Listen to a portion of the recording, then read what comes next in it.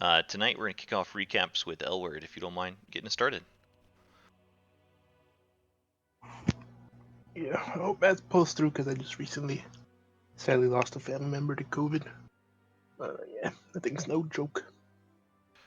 Sorry to But hear that, man. yeah, I didn't know him too well, but my parents did, so they're pretty sad about it. But yeah, I'll get back to the But yeah, we're exploring Amber Temple. A lot of interesting rooms since we're doing most. It's been mostly exploration, thankfully. There hasn't been a huge combat, but there's been a lot of them. Yeah, I like the way sadly the name of the enemy escapes me. The Cyclop creatures that we met in Prince of the Apocalypse that shoot laser beams from their eyes. But this time they seemed a little bit more game savvy, as in they rather spend their time playing card games than shooting laser beams at us. And yeah, I liked how Winrow took it upon herself to just run up and stroll up and play a hand, even though she could have easily just got melted down. How they just decided to shoot lasers at her. But yeah, through Winrow showing that not every encounter, once again, has to be solved with violence, but maybe a little bit more caution next time. But it still turned out well. She did lose her hand though, because these guys are a bit sneaky Cyclops. But yeah, that moment really struck me last session. Yeah, thank you. I always appreciate when you guys find the strange encounters enjoyable and interact with them.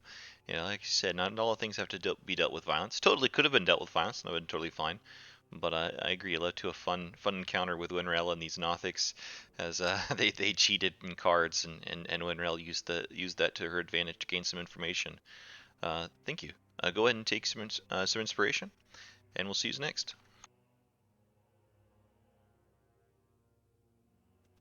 Next will be Dimitri, if you don't mind continuing our recaps.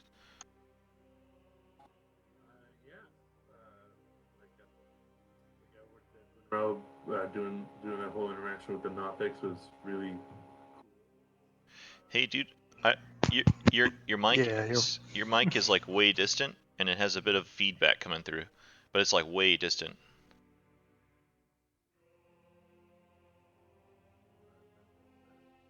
that's worse. I can't.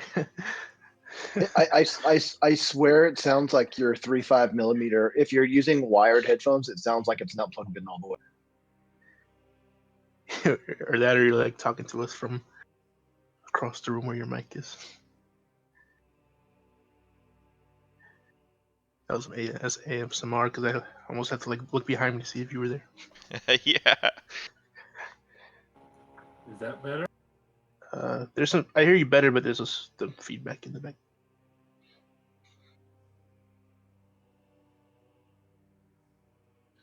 Oh. Do you have a wireless mic? Maybe it's not charged.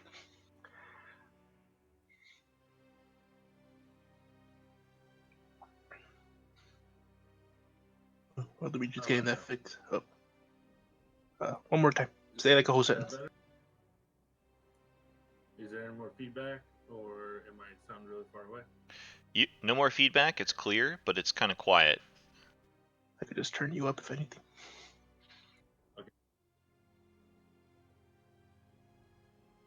Okay.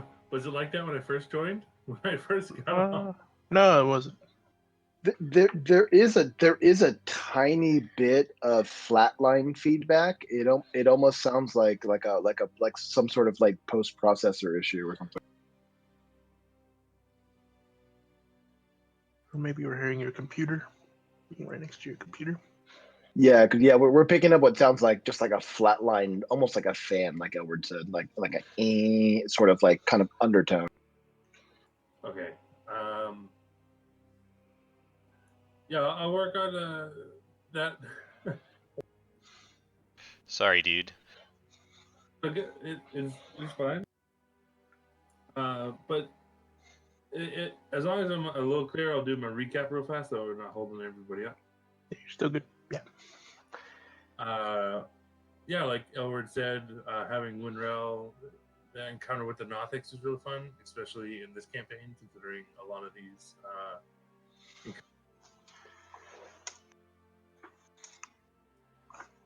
And yeah, we taken on those 3 flame skulls was a bit more challenging, I think, than we thought it was going to be at first, just because I think we kept missing, and then they just kept firing.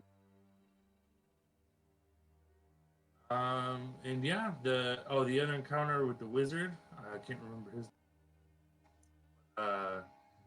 He gave us, I think, a bit of valuable information, and I'm pretty sure we're going to see him at a later date, because Nesia has that.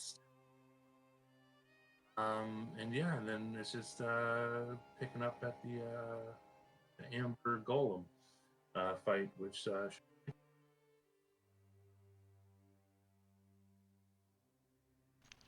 Indeed, yeah, we had the flame skull's a lot more deadly when they're doing the flame fireballs instead of magic missiles, and up front and close like that in the tight quarters.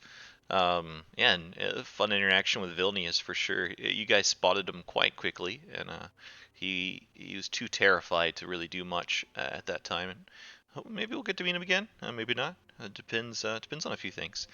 But maybe we'll see him, his beautiful half-charred face, and his pet, Mr. Chuckles again. Thank you. Go ahead and take your inspiration, and we'll see you next.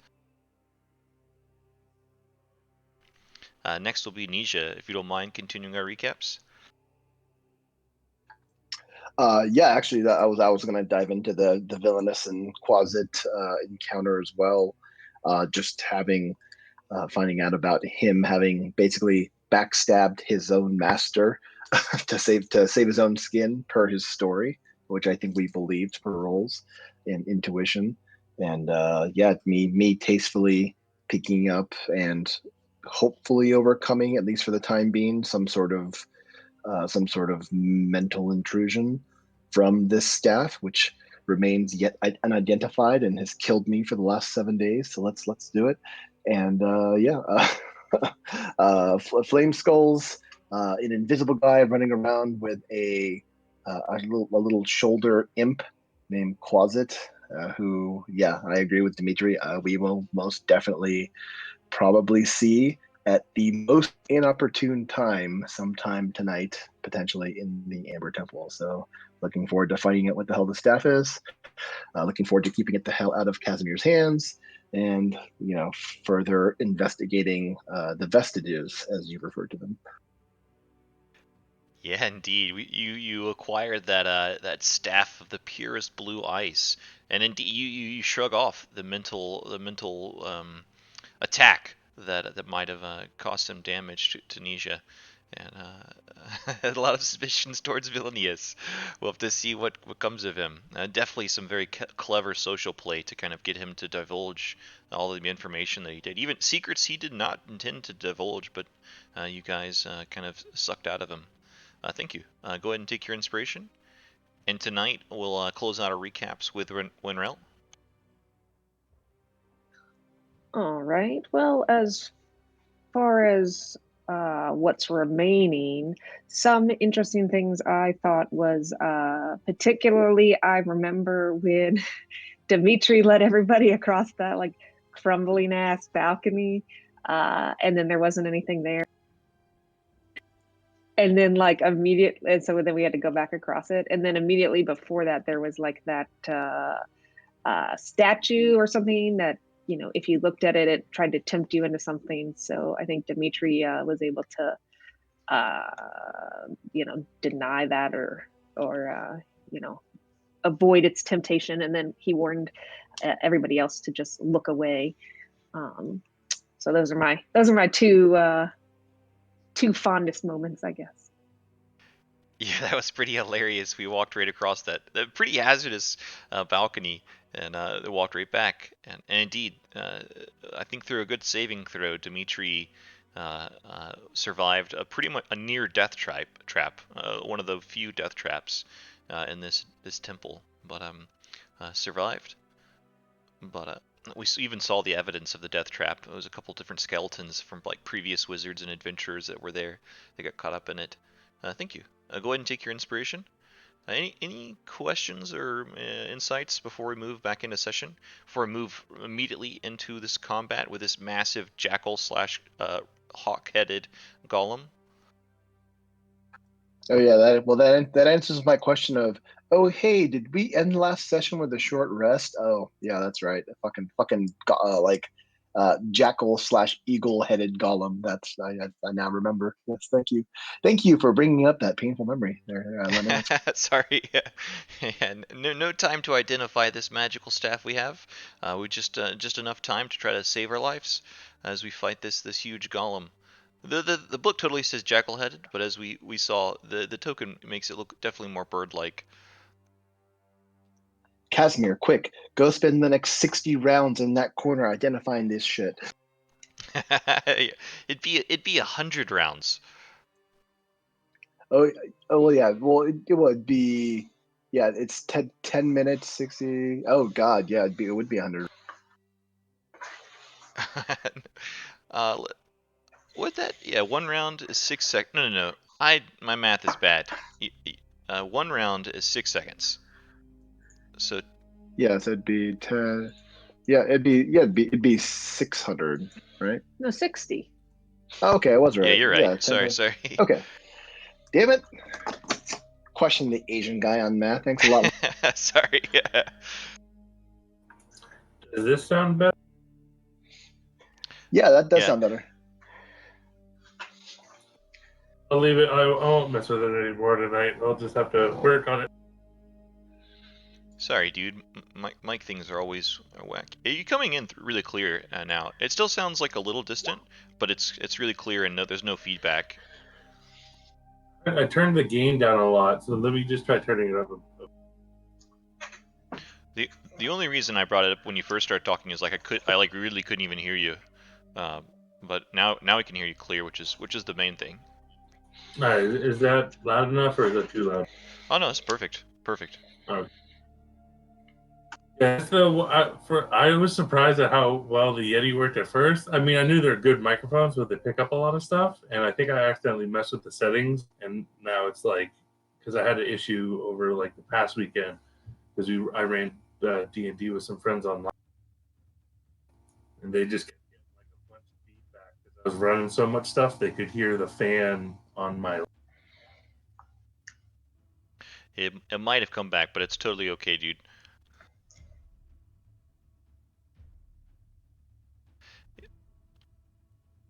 I have very similar issues with OBS. OBS seems to update every other week on me and messes with all the sound settings. So I'm keeping my fingers crossed the recording's is stable this time.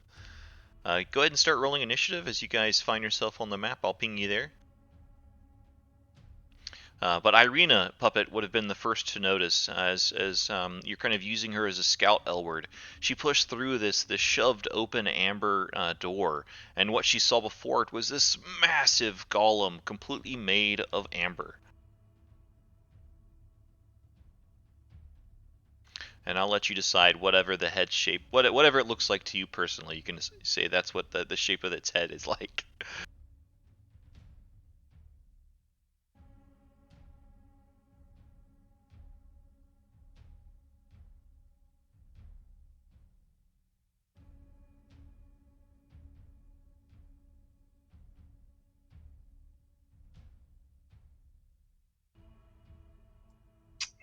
We must be related. We both rolled shitty. I think we both rolled sixes. Yep, we both rolled sixes. Motherfucker.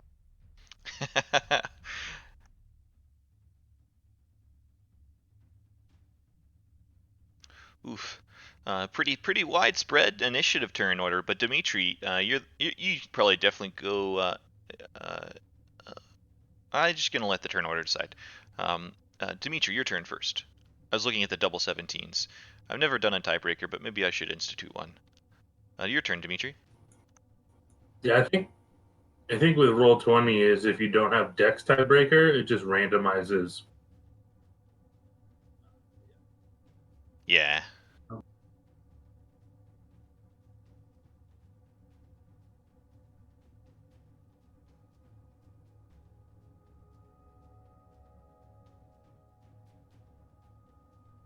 Go ahead, Dimitri. Kick us off as you react first.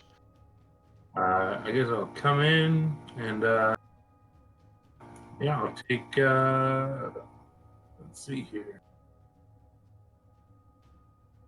Take a couple swings with the draw dual wielded. Just want to make sure I can draw our stow too. Okay. Okay, so I'll draw both Matilda and the Sun Sword, and I will attack with the Sun Sword first.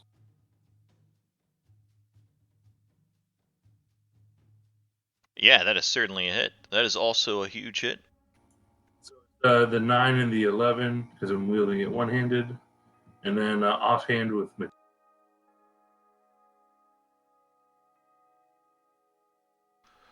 Yeah, you try to offhand fire at Matilda. It kind of strikes into the amber, but you see your bullet go awry. And I will, bonus action. I just use my bonus action. Just move 4 feet, so I'm a full 30 to there. Allow other people to come in, and then that's. Yeah, the amber golem kind of smashes its fists together and makes a loud, jarring noise as it steps forward. It's gonna step towards the intruder that came closest. It can't talk, but you see its like massive bird kind of beak just open wide. Kind of a screeching noise, a high-pitched screeching noise comes out as it tries to smack you twice. I don't think either of those are hits. Elward, becomes your turn.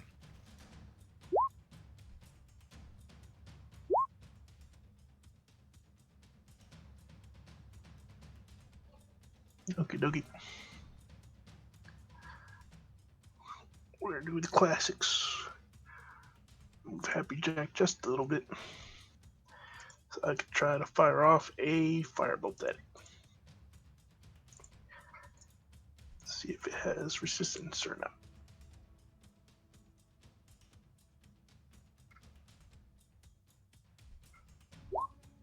Oops, that easy.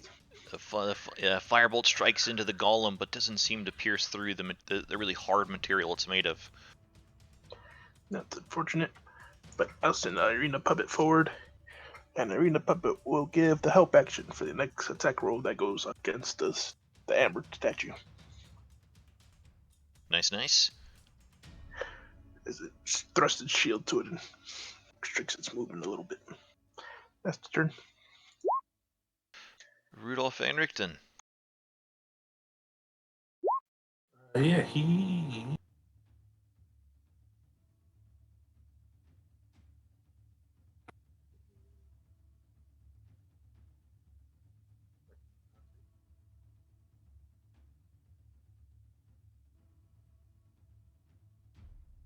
He will. I can't see.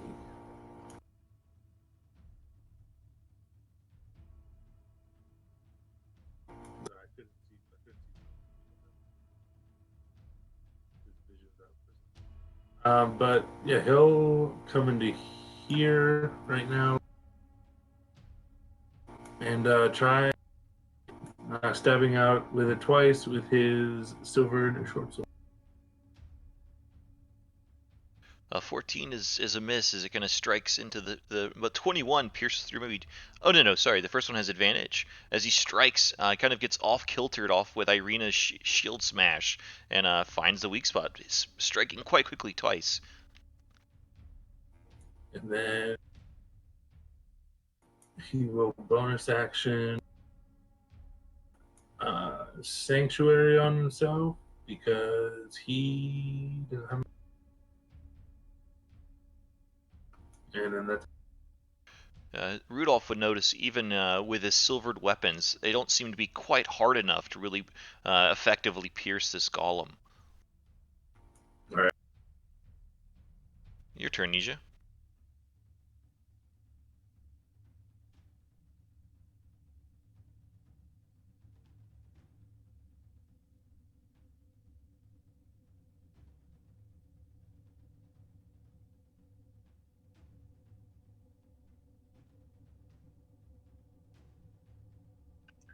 Okay, let's see what we got here. I assume I can I safely assume that like being down in the hall, we actually we know that we're in combat, right? Like we hear the scuffling and we see the glint of the step. Oh yeah, you would have heard it. The golem smash its big amber fist together and creating that loud clang and all the rush movement towards it and etc. Okay, let's see. Nesia is gonna spend an action to cast Nesia's minute meteors, and she'll then send two meteors towards the golem. It is not the most dexterous thing, but maybe it's kind of like stumbling a bit from the shield bash. It just luckily dodges the first one. Is it half damage on a save? Yeah, half damage. Yeah, half damage on save. And the second one, even though it's a 2, should be a 4 because my feat makes all ones 2s, so it's 4 ice damage. Woo! Nice, nice.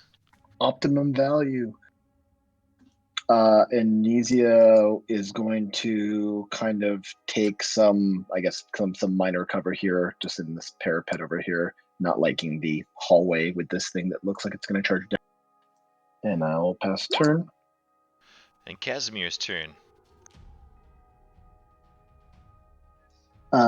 Casimir is going to. He is just going to go ahead and throw a firebolt down at this thing.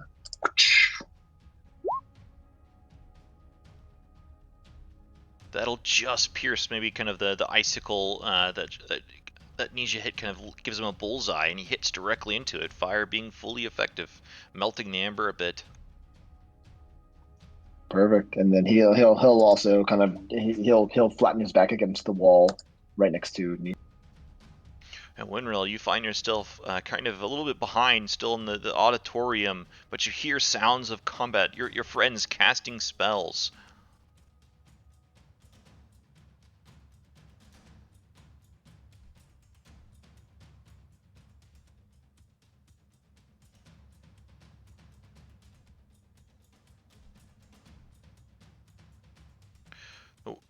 How does Winrail react to this situation? Well, I mean, I'll quit the game. Winrel rage quits at this combat. All right, so I think it's fair to say that, clearly it's bad news. So I am going to come out, see how far I can get, or come out, I guess.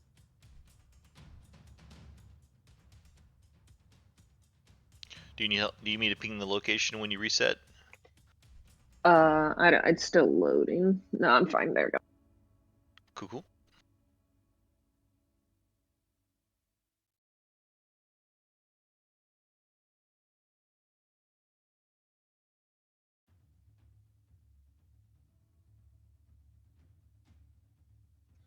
Ooh, these are some big squares. Okay, I'm gonna just go for magic missile since there's a lot going on. Oh, nice. Yeah. Through the robe. Yes. And I think it's an automatic 5th level spell or something. Oh, I can't remember what level it's cast at. Yes, 5th level. 7 bolts.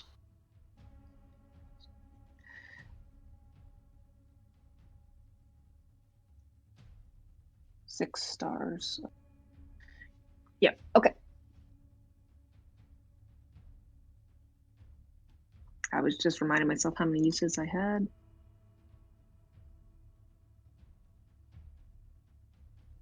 Oh, Well, you that's can just didn't roll ask me the 1d4. level. That's okay.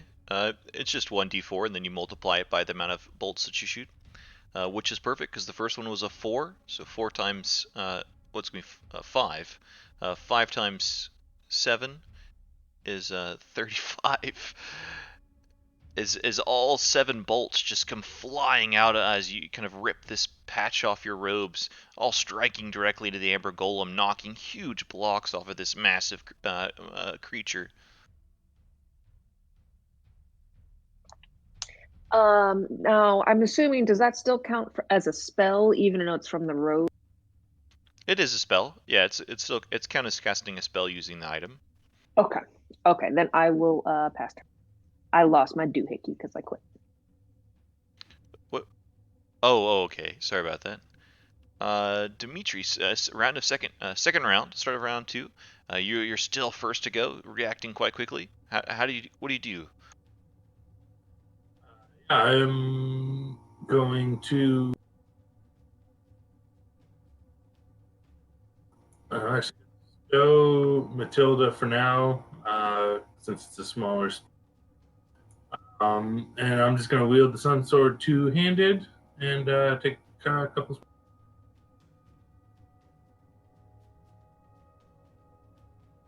Smash. The first one definitely cuts through, and a big chunk of the amber comes off, but the second one was maybe slashed too quickly, and it cut the same chunk off again. Sorry, sneak attack to the first one, so it'd be 16 damage for the. Nice, and it's more radiant too. And then I will bonus action disengage and move out a bit. Out of. And it has the sentinel feat, so it's still gonna. No, I'm picking. Go ahead. I was like, oh shit! All right. Nah, I'm picking. But that's. It will go, and it's not that. More enemies do need that. But this golem is not intelligently thinking. It's just trying to pulverize any intruders it sees. It smashes its fist together, and it's gonna come down on one of the enemies in front of it. It's gonna be Rudolph. It's gonna try to smash Rudolph. You need to make a wisdom save first. Oh, Sanctuary. Is there wisdom or charisma? Let me throw it. Wisdom. Okay, cool. Sorry, it's some of those spells are. It's so. There must always wisdom, but worth checking. It's a DC 15. That So is a you failure. choose a new target or waste the attack. It'll just push to Irina then. As like the fists come down towards to Rudolph, the Amber Golem just kind of shifts in its feet straight towards Irina. Here's its multi-attack.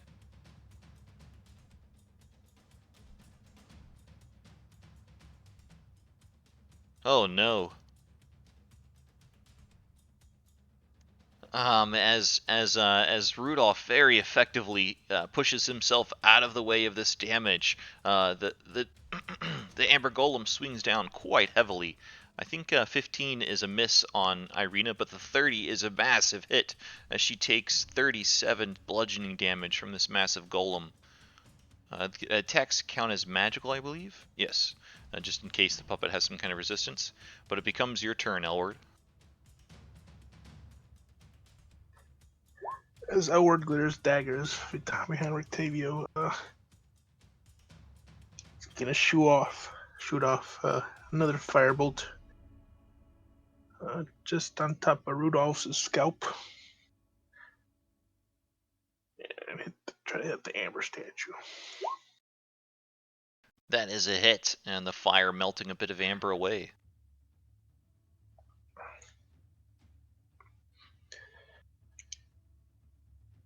You know what? No, I'm not gonna help. I'm gonna take the dodge action.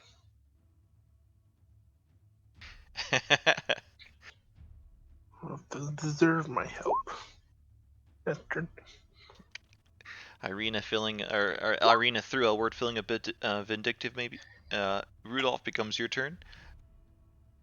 Does the puppet count as a creature? That's a good question. Are you acting as an Yeah, ally or? it's a construct, so it would count as a creature.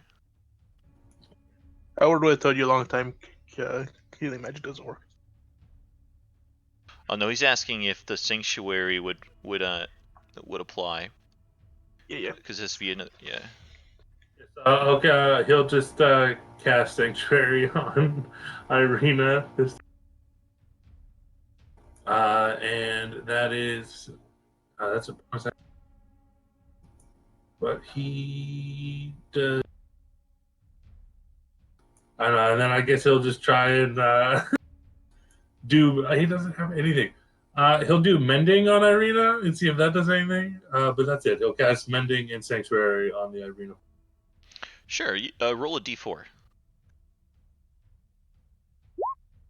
You kind of patch up. You give Irina 1 HP back as you kind of mend some of the magical bindings on this puppet. And there, fixed 1% of that 37. And then Nesia's turn. All right, let me see what I can do here. We have baby aggro. Oh, no worries. She's got the meteors thing up. You might use some more of those.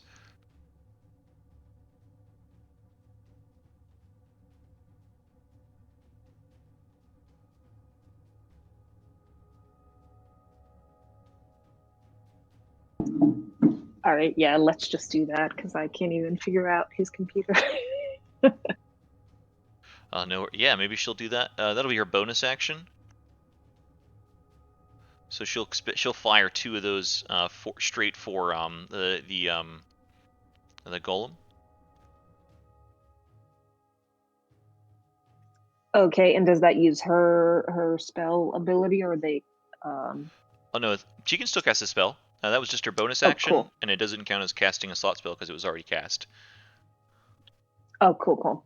Okay, well, what about just one of those ice thingies she's got? Like a ray of frost. Yeah, there you go.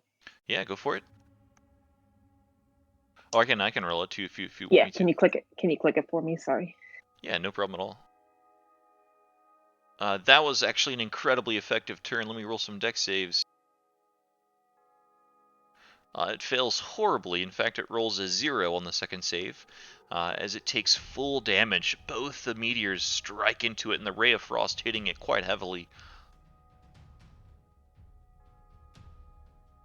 As huge chunks of the golem falls off. This thing is crumbling. About half of its visage is just battered to bits. It's barely animate. Casimir, it becomes... Oh, I guess we'll do... Okay, he says firebolt for Casimir. Cool. Casimir kind of strafe to the side, get a good view, and then firebolt away.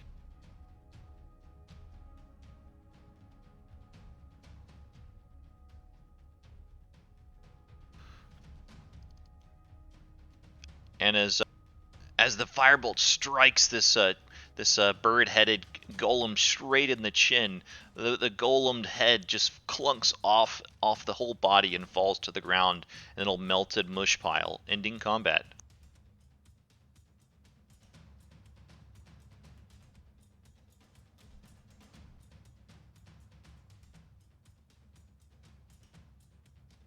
Now I feel like a bad DM for killing these creatures, killing these monsters.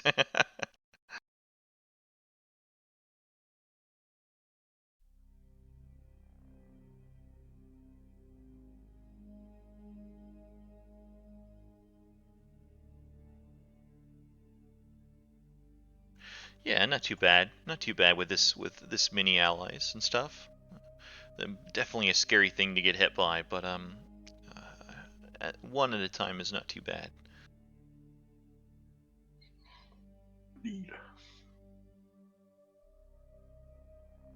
Well, should we proceed, everybody? Oh no, my mic just snapped.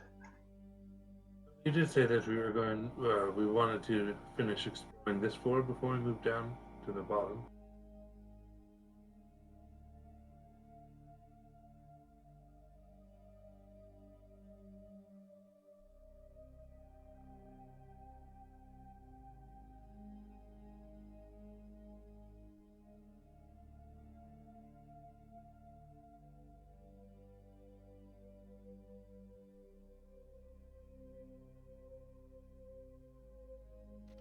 As the crushed amber golem lies at your feet, you can discuss what comes next.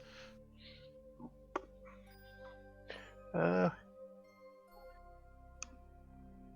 anyone have knowledge of amber?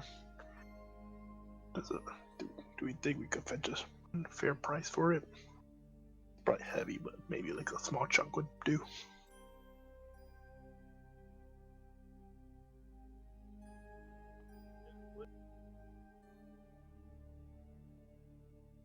Or did the statue completely disintegrate?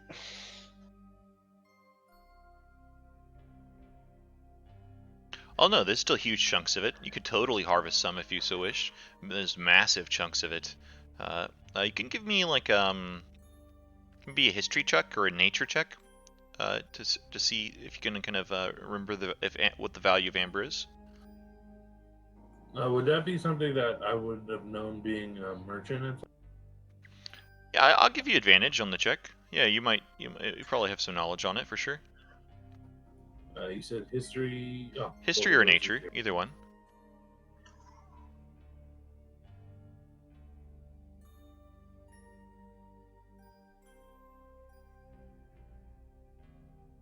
And you have advantage since you're a merchant.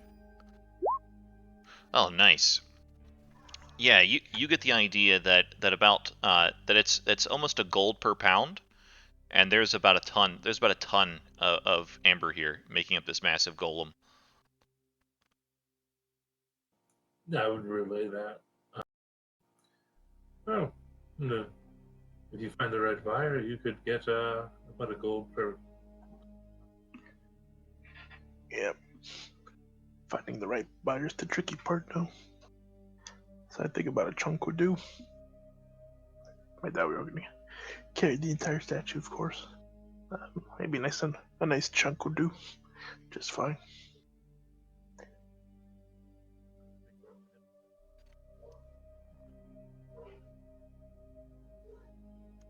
Maybe get a big old 6-pound chunk, about not a watermelon, like a squash-sized chunk of amber. Sure. All right. Well, let's finish exploring this floor, and then. I mean, this room is rather secured. Would you rather rest up just a little bit? Let me set up my phone. Sorry. Yes. I mean, we could do that. Let me go to the next room though, over the balcony, and just see if there's anything up there that we're going to need to possibly worry. And then I'll like quietly, stealthily. I mean, this is a stealthily move, and I want to just kind of explore a little bit and peek through the other doors over here. Yeah, of course. This balcony that you can look through is much more sturdier than the one across the way. It's also made of black marble and is 30 feet above the floor below. You kind of see that it overhangs the temple. There's another set of amber doors that lead towards the other way. As you look in, it looks like a yeah, you're not getting spotted. That you're quite stealthy. In fact, the other players think you like disappear. They completely lose sight and sound of Dimitri. But the bare stone room that you're looking through the amber doors, this bare stone room consists of a foyer to the west, and maybe you kind of peek around the door, and you see a shrine to the east. There's 4 candlesticks that lie on the dusty floor of the foyer. And the shrine, though, what you saw a statue there before in the kind of the opposite, the parallel room.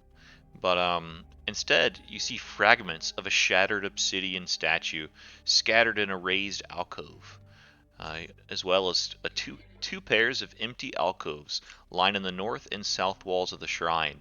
As you look towards the north alcove, so like over here, you see your like mirrory reflection in this amber glaze, kind of waving at you, telling you to go back. You just see its mouth yelling silent warnings. I'll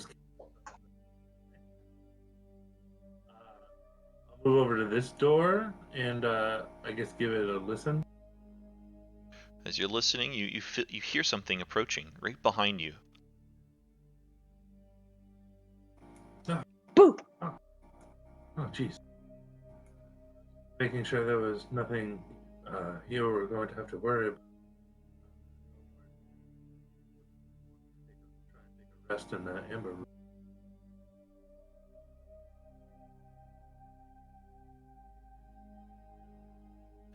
Indeed, as you're relieved to find that it's a friend.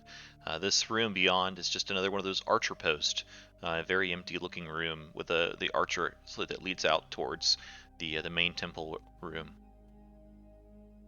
All right, and then it's just another dead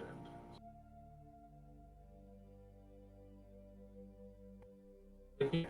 It's strange that it's like two dead ends.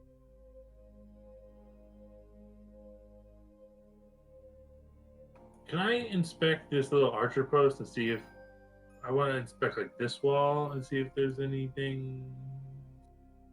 Yeah, of course. Of course. The whole time you move into that room, you see that northern alcove, your mirrored reflection just waving like so intensely at you. Go, go, go! And pointing through the doors back towards the balcony. But yeah, you give me a perception or investigation, depending on just how you're searching. It looks around and you find some dust and cobwebs and maybe even like a little spider. Not an amber spider. Maybe it looks like it's been eating some amber, but outside that, nothing too interesting. Well, nothing here.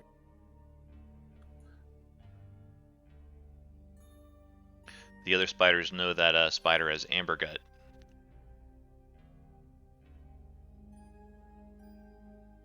Winwell, are you searching something in the room? The fallen candelabras or anything else?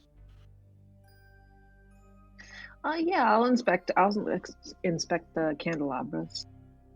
Yeah, sure. Give me an investigation check.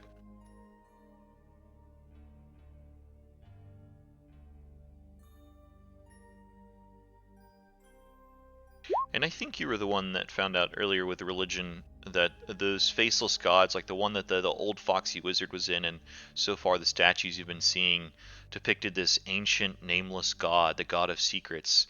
It looks like that obsidian statue would have been the same statue, just based on the pieces.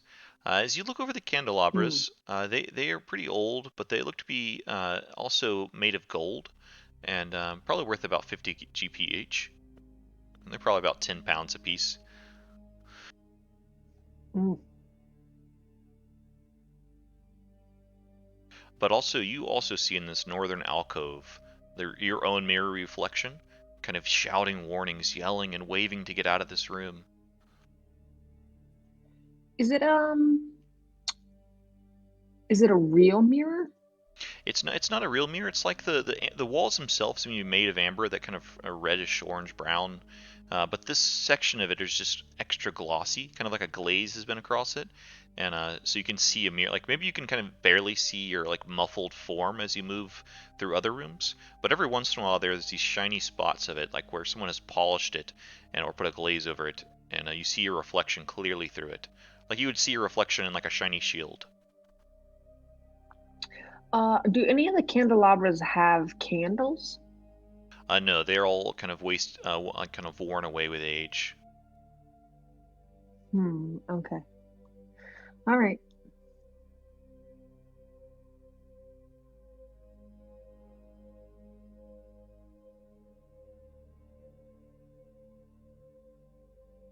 Sounds like funk. So the reason I followed Dimitri is because I can't see anyone in this room, but now I can see like a third of a person.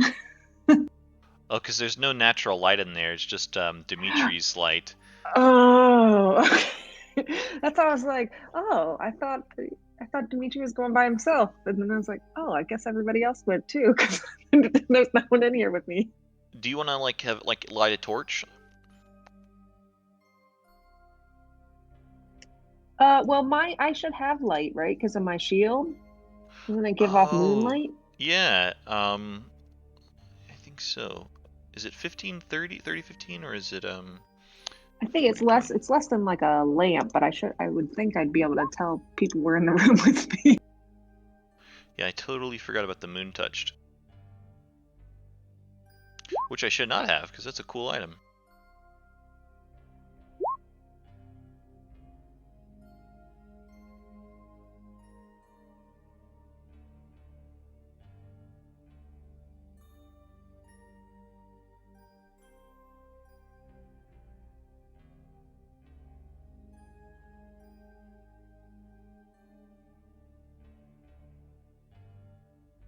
Just double checking it's the radius.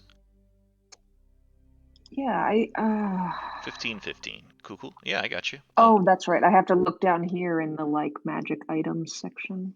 Usually I write it down in my notes, but I was trying to look through the handout. I think I mixed up and I've archived it without linking it in the index. Or I just scrolled too fast, but I was able to find it. Does that help your vision? Like, Dimitri, do you mind leaving the room real fast and seeing if the light will still shine? Does it? Can you still see the room? yeah, yeah. Now I can see. Yeah. Awesome, awesome.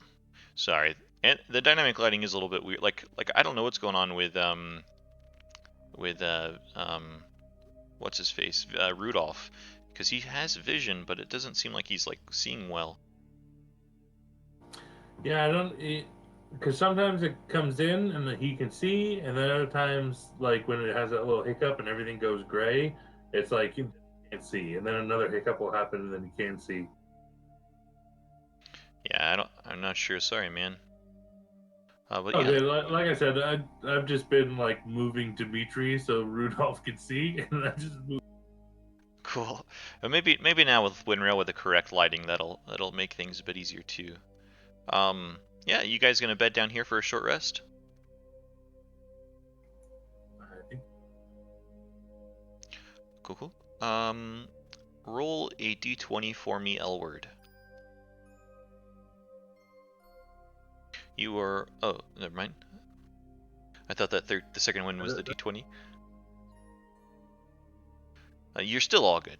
As the short rest goes by, you can successfully spend hit dice, recover spells and abilities that come back on a short rest. But NPCs can as well. You'll see how many hit dice they have next to their HP.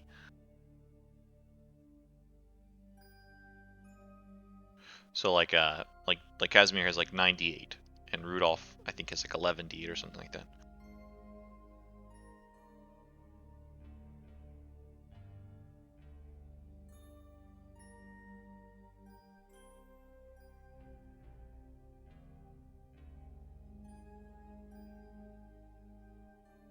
No, he has 14d. Rudolph is a pretty stout ally.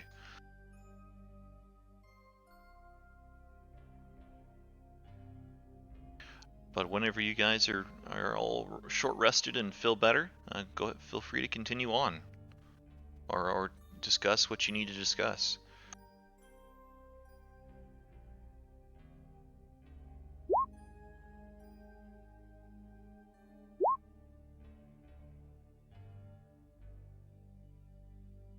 Nesia, do you or Casimir want to spend any time with his staff? Yeah. As Casimir is kind of sitting there resting, I will hold the staff out, still keeping a firm grip on it, and I will say, "Brother, could you take a look at this for me?" Certainly. And I will hopefully have him ritually cast the identified during the short rest.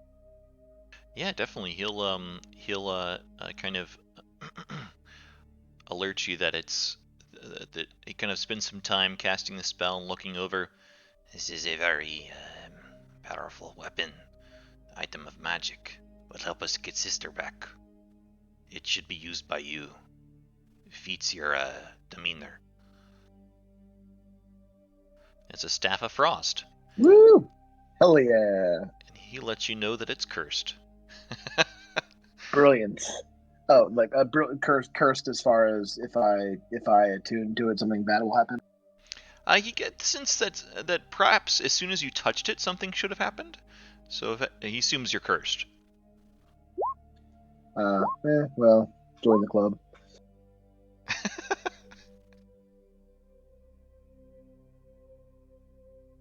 You can spend your short rest attuning too, if you so wish. It only takes an hour.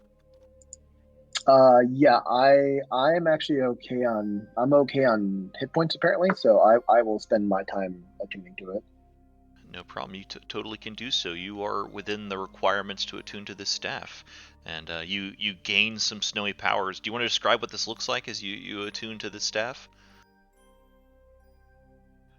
Yeah, as Nesia spends some time kind of just looking the staff over and touching kind of various pieces of it and examining it, and you'll see her kind of ha. Eventually, after about an hour's worth of time, you'll see her eyes kind of flash kind of a brilliant blue for just a split second as she stands up and she grips it and just looks very confident as she kind of gives it a wave.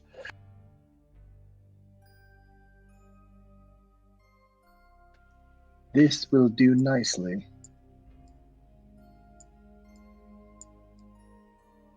Nicely indeed. I think it's uber cool that the ice themed warlock is gonna have this ice theme item.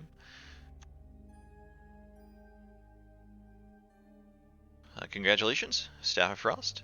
When other things come up, I'll let you know. Oh, cursey stuff, you mean? Yeah.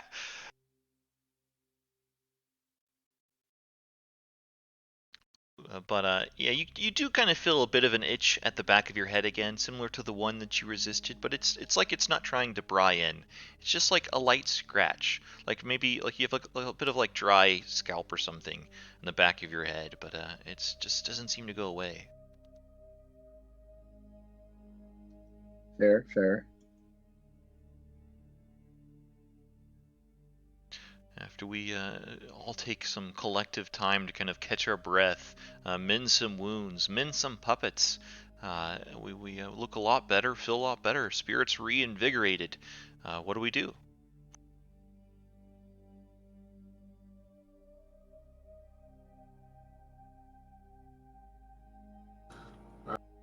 Yeah, during the short rest, I would have. Oh, go ahead. I was gonna say during the short rest, I'm sure Winrell and I would have let everybody know that it seems like what's past the balcony is just like another empty rooms, nowhere to go there. So we might. Casimir, do you actually know what we're trying to get here? Exactly? It is the root of power for the devil himself. What if there is a way for us to disrupt it? We must. There is, and he says that part openly, but he continues to kind of talk, but he's like muttering a bit, like he's not trying to actually like look at you and talk anymore. There is the gift too. I must find it. Badrina has showed me in her dreams. Zudun.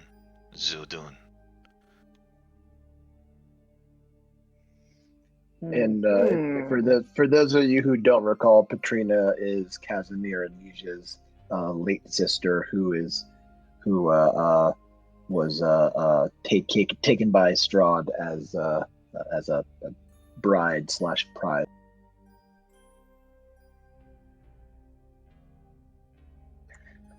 Well,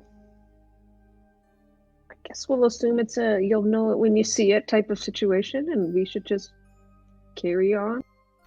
The sarcophagus is one holds it, maybe more than one, but definitely one at least. The power we seek.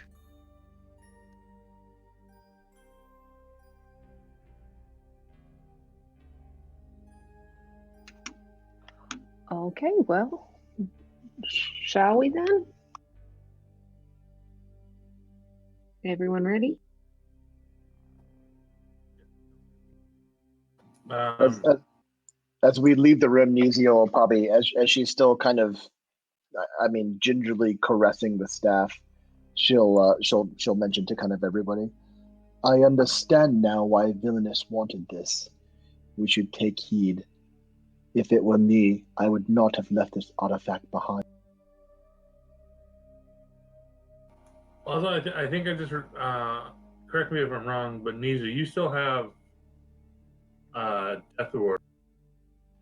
Yeah, you're right. I should. I think, yeah, Rictavio cast it on me when we came in, and I haven't expended it, and it lasts 8 hours, I think. So yeah, I'll put the icon back up. Good call. Yeah, I just Good wanted to make call, sir. Yeah, I think the icons must drop between sessions, so or logouts or something like that. So yeah, I put it back up. Thanks for remembering. Yep. So, is anyone aware of somewhere we didn't explore? I don't remember seeing any, stairs or significant rooms we didn't go in. Yeah, so we have to explore the bottom floor west. But bound for east.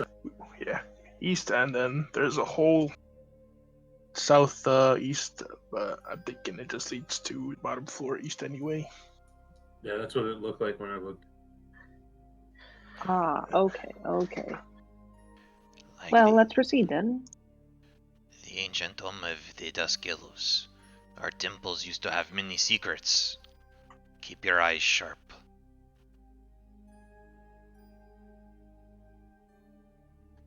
Yes, brother. I remember the legends.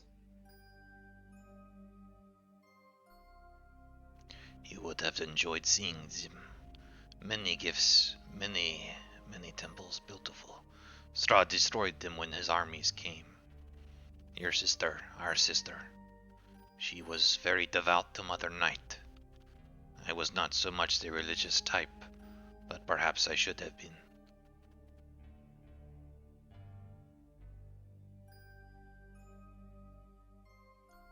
Though I'm far ahead with my woofy ears, they'll perk up at the mention of the sister following Mother Night. Indeed. Yeah. As you guys, so you're descending back down? You can take either stairwell and across the big balcony. You can either big giant stairwell. And yeah, I was going for this one, but doesn't matter. I'll race you, Dimitri. and just to kind of reinvigorating the emotions that this scenery gives you is what the Temple of Lost Secrets looks like. Is it Everwinter, like the online game? What's that? Dungeons and Dragons has like their own like that. You cut out a little bit, dude. I said Wizards of the Coast has like their own like MMORPG, like Neverwinter Nights, I think it's called, and they release things like Curse of Strahd and a bunch of stuff for you to. Oh yeah, it's like separate storylines. Yeah, I haven't played that one, but that'd be pretty cool. Actually, I pulled. Are you asking if the art is from there? Oh yeah, I mean, I was just saying that's what it looks like because I played it and it's pretty close to what. Oh, that's awesome. Yeah, I was following an amateur artist for a long time, James RPG Art, and he was doing all the cool location, all those art handouts you guys are getting. He had handmade. There's like animated ones too that are really cool, but they don't work so well with Roll20. But yeah, that's probably where he pulled his inspiration from then. Because I was like, how did he? Because he imagines these places so vividly that I didn't know if he just had that like good of an inner eye, but he must have some of those Neverwinter art pieces to kind of draw from. Is that like the I remember the video you posted for this, like when we first started playing, was like the teaser for the drop. Yeah, exactly. Yeah, they make some really cool teaser trailers for that game. Like the Tyranny of Dragon one is awesome, and I thought that one was really cool too. Dungeon of the Mad Mage one was really awesome. I haven't even seen that. I'm gonna have to pull that up. Well, maybe we'll pull that up for the next campaign. But I'm gonna go look that up tonight probably. Yeah. You come down the steps into the main temple area down below, to the second level, to the lower level. And it's the whispers that you heard once before, kind of beckoning you forward, once again are audible in your ear. They were kind of muffled a bit on the first floor, but as you descend down into the temple, you hear these calls, these welcomings, these promises, just whispering, calling in your ear. You do see a set of double doors to the south that look locked. It has a name above it, or kind of graved into the door, as well as a set of double doors to the northeast part of the temple that have a name carved into it. And it looks like the northwest part of the main temple, the doors have been smashed open into a room that looks like full of debris. Well, should we go south first? Would it not be wise to vanquish those flaming skulls while we have the advantage from the upper level? I agree with that, so we don't. I don't think we have the advantage to. It's. I think it's better than perhaps running into them if.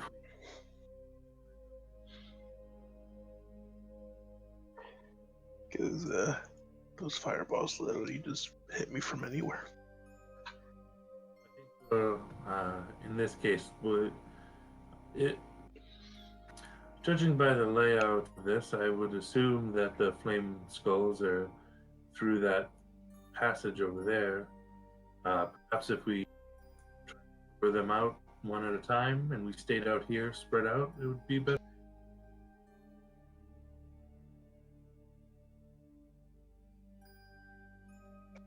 I'm willing to try.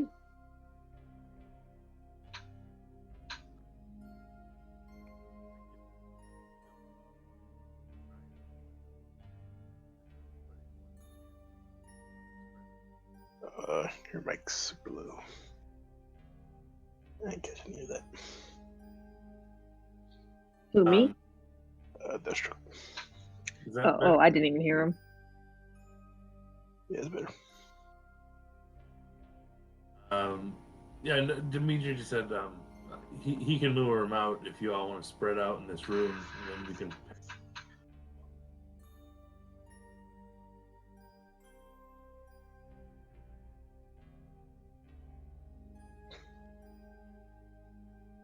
Sure. I don't know if they're actually going to be in there, but judging from the layout on how it looks, is I would assume they'd be through that art.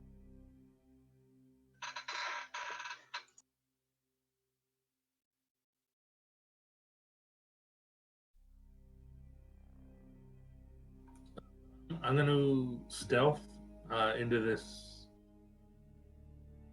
Yeah, sure. As you kind of move through this 20-foot high archway beneath the railing above, you see once again these walls and the whole archway is covered in that glazy amber, and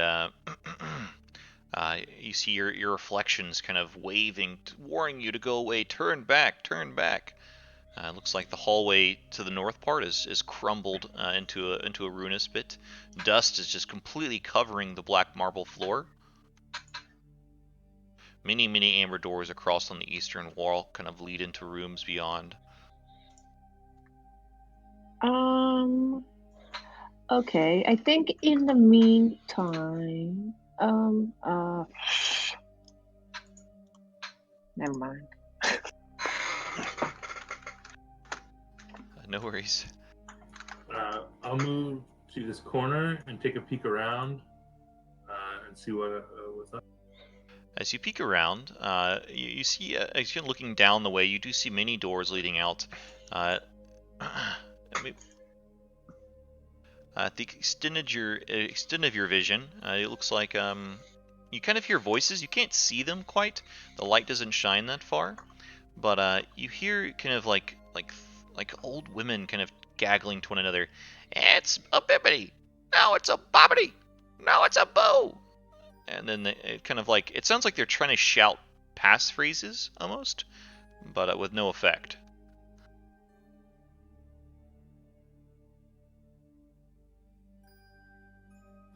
Ah. I will.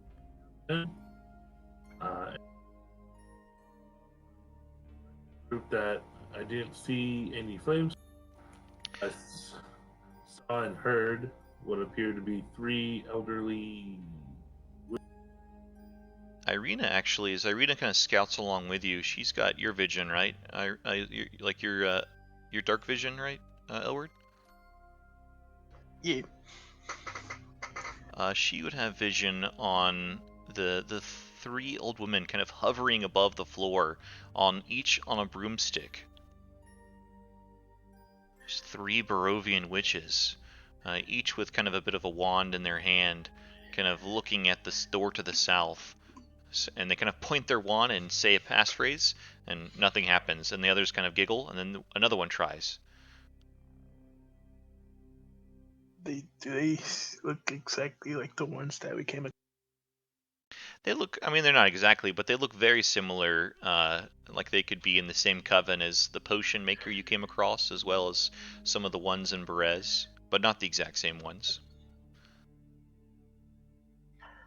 Okay. Yeah. I don't know if we'll get through this without having to fight them. Since these witches are. Well, if we are going to initiate, we should take a moment to prepare.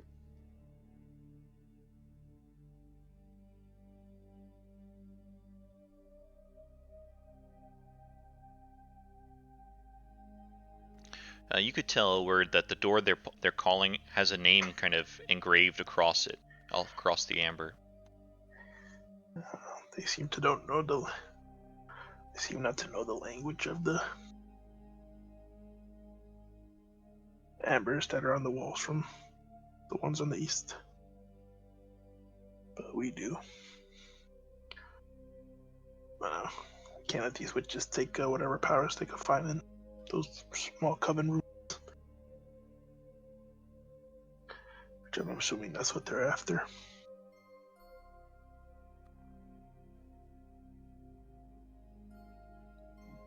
Thinking. Right. Well, I'm going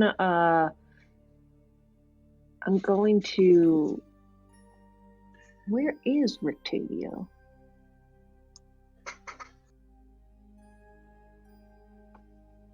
Huh. What? Oh, that's so weird. I couldn't see him. So weird. I'm like standing right. Do you have? Does Winrel have vision on this map? With that token? Oh, I do have vision. Hold on. We'll be right back. That must be the problem. No. Anyway, I'm gonna. Oh, now he's gone. Because where he is, he's out of Dimitri's light. So I think you hit. I think it's because this was the on this level. And that's correct. Yeah, it should be better now. Does that work better? Yes. Sorry. Wait, so do I have vision or no? You do. Should I reset the thing? Here, can you see Rictavio now? I can see Rictavio, but I can see in the room to the north. Also. Which room? The one that looks like it has piles in it. Oh yeah, that's just because of the like you can't actually see into that room. It's just. Oh, okay. Yeah. Cool. Yeah. So anyway, I'm gonna try to get Rictavio's attention and nod to him, and I'm going to. I'm gonna try to move up quietly and cast Beacon of Hope. on everybody. Oh, I think nice. I can get everybody. 30 feet. Yeah, I can get everybody.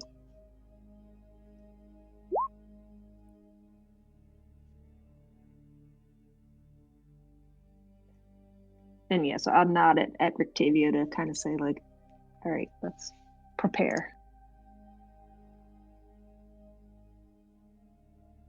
And this dotted line, like right above Nesia and Casimir, is just indicating the balconies above.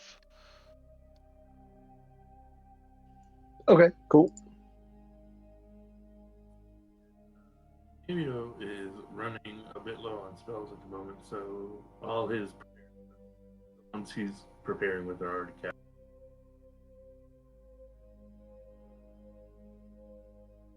Alright, we doing this? I feel like we have to do it within the minute since that's concentration. Yep, do it.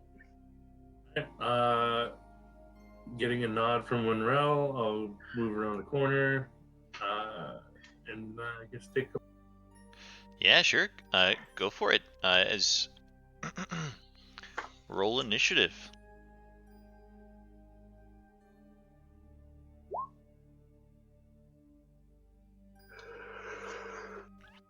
They were very intent on their passphrase, so they weren't really paying attention. So I'm gonna give you guys a prize. As you kind of turn around and get ready to fire, maybe like one points to their screeches. Ah, we've been had! Oh no. Then you might want to put these guys in GM lair. Which... Oh, you can see those guys?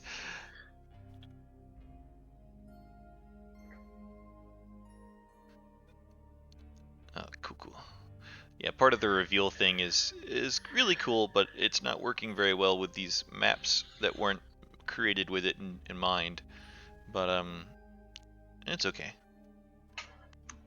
Yeah, I'm not gonna let it affect anything, but just to hope.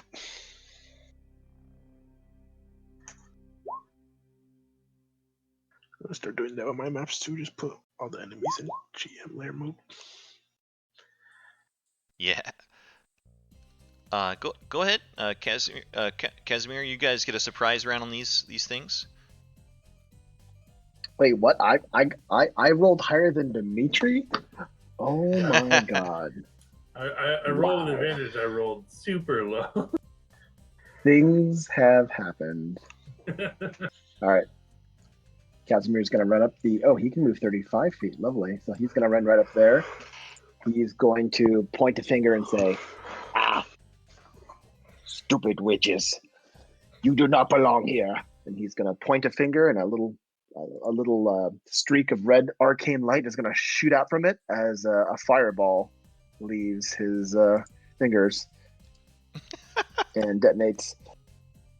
All three of their broomsticks, no matter what, even if they save, are just gonna be combusted and burnt because they're vulnerable to fire and just gonna incinerate.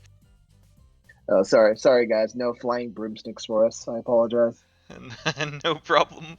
But the Barovian witches, let me give you some saves. And this was a very short encounter, as all three of the witches just call out in unison, "I'm melting! Melting!" And they burn away into a pile of goo. Combat over. Awesome. We're gonna roll initiative.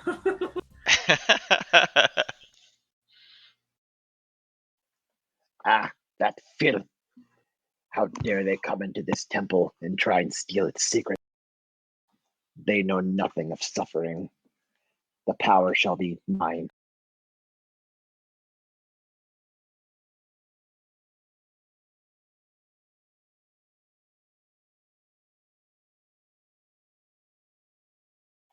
Oh, 102. Yeah, baby.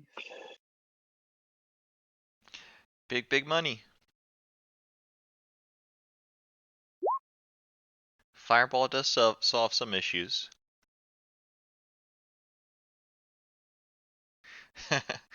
But we do see across the temple now a bit better. About this down this dusty black marble corridor, the northern end seeming to crumble. Look like a cave-in has happened, and mostly just rubble blocks the way.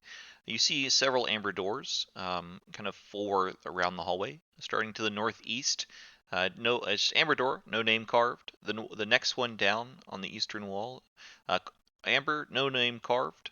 But the lower two, both the one on the eastern wall and the southern wall, both have names carved into them.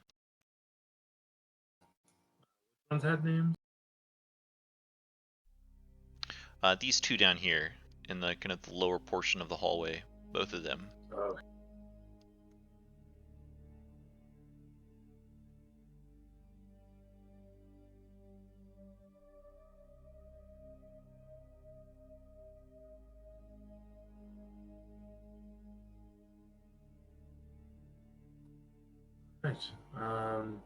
Do you all want to do the name doors? I guess that's yeah. Nesia and Casimir make it up. Nesia's tagging along at a respectable distance, but Casimir seems to be pressing on somewhat aggressively.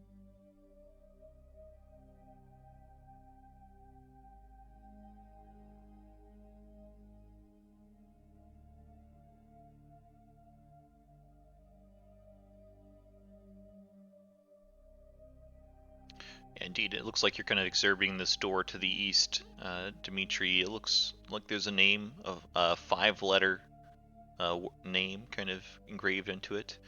I believe it takes quite a few of your different language proficiencies to actually compute it. Oh, Casimir and Rudolph. But as they work together and the linguistic dialogue happens, you're to discern that the name is Shaux in common, and you're kind of in the name.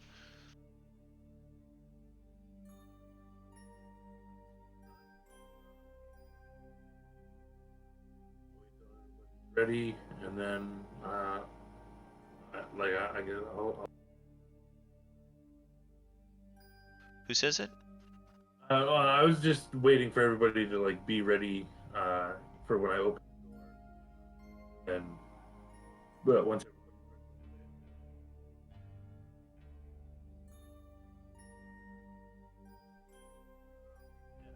everybody's where they want to be, or do you want to be something?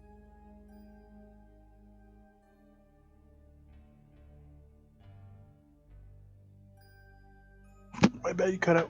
What'd you ask? Oh no, I was just saying. Is that where you want to be? I'm going to say the name and open this door. Everybody was where they wanted. Sure. Good. I'll say Shallux. The door swings inward, revealing a room beyond with 3 amber sarcophagi. The room itself is pretty empty. The room has an amber glazed walls, a blue marble floor, and 3 amber sarcophagi standing in the alcoves. Nothing visible beyond that. All right, I'll take a step in like I've done with all the rest of them.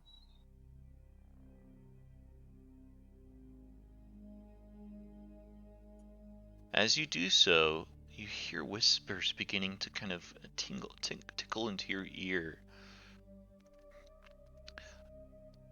The one to the north comes out in a very noble-like voice, a bit of a judgmental one. For I am Sovnak the Inscrutable. You can hear me only because I'm letting you. No one can ever read or disrupt my mind, and this power can be yours too, if you accept it. And then kind of focus in on the one to the east, and it's very gravelly. It sounds like something dead is speaking out to you. I am Tarokka the Grave Worm. I offer you a gift of dark power. With it, the sky will be yours, and you will find no limit.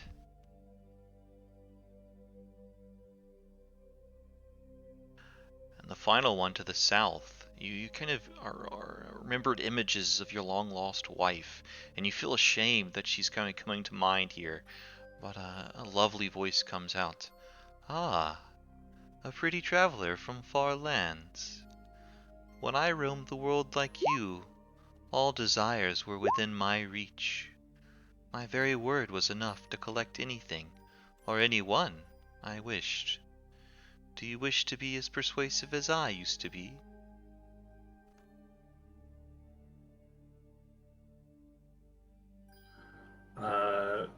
Yeah, I'll just none of those really.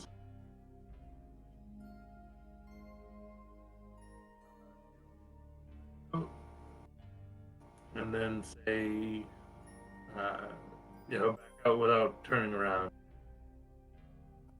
and then say, shall I begin, and have the door shut. Door will shut. So just Dimitri heard those in his mind, right? That's right. Maybe like you kind of got some of the like on the outside, because it's all audible to you, all the whispers as the door opened. Maybe you got some bits of it, but not as clear as Dimitri. Maybe you got some like a word or two here and there, like delights and persuasiveness, no limits, that kind of thing, but not the full thing.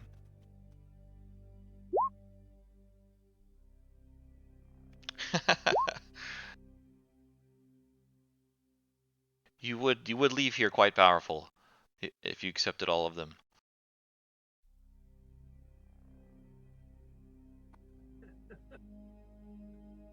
Secretly accepted all of them.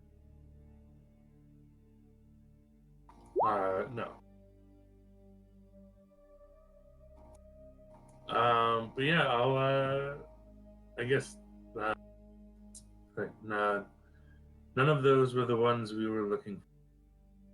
Yeah, indeed, Casimir would kind of step in and look around and kind of listen before you close the door, and kind of shook his head and moved back away. Right, next door.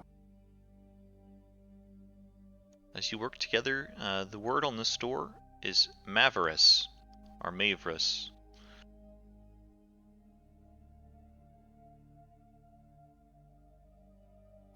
All right, and if everyone's all set, I'll say Maverus. As you do so, start rolling initiative. Oh damn! All right. Question of the hour: Am I 20 feet away from? Am I 20 feet away from Dimitri? Okay, cool. Yes. As you open the door, as the door swings outward, the room has walls of glazed amber, a floor of red marble, and a rough-hewn shaft in the center of its 10-foot-high ceiling. 3 amber sarcophagi stand in alcoves, and above each sarcophagus floats a human skull wreathed in green flame. As the door swings open, all 3 skulls turn their flaming eyes towards you, Dimitri.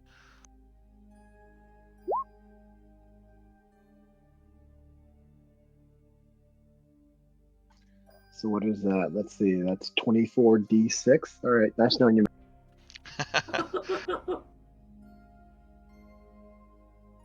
And I rolled low again.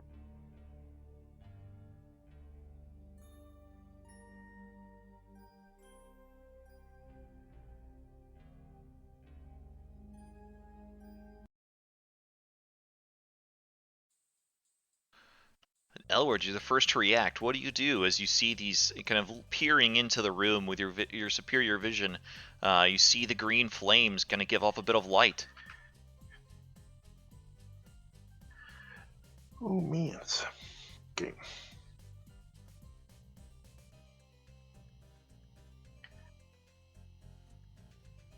Uh,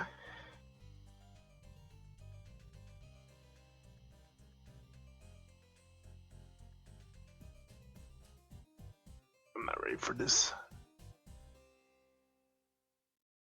I just say Mavericks. Sorry, what? Oh, I'm not ready for this comment. I call it through Irina Mavericks. Oh, you just call Mavericks. Nice.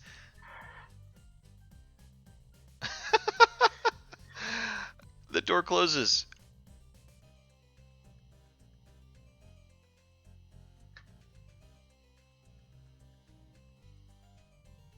Good comment. Good comment.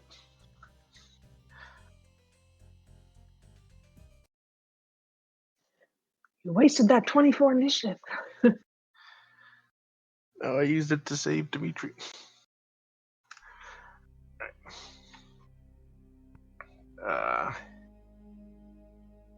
Appreciate it, but I don't want to be in the middle of all of you, so I'm going to push back a little bit. I gotta stay 45 feet between my puppets, and it's so. What treat did I use? I use my action to dash so I could bring Happy Jack with me.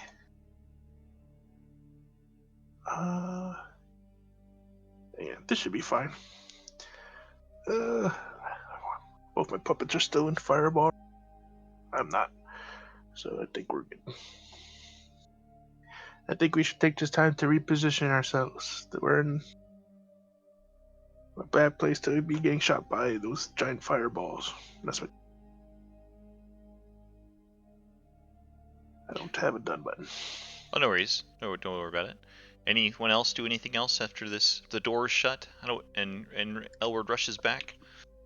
Oh yeah, if we can. I didn't know if the turn order was still up, so I didn't know if we were in turn. Oh, no, you're all good. I think what we should do is try and lure them out and then shut the door on them one at a time.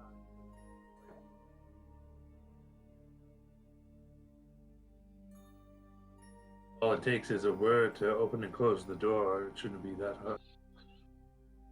But we definitely. When we're gonna open the door, I would like to do something when we're ready. Ah, he's counting down. Okay, I'm gonna cast Spirit Guardians.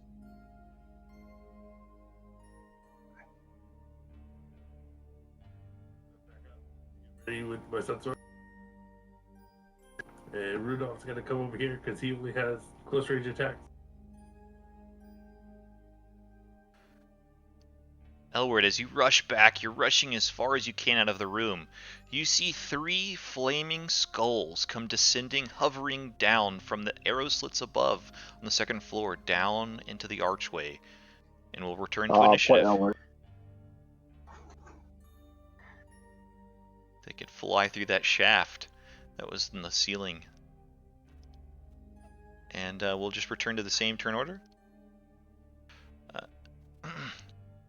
Elward, it's your turn.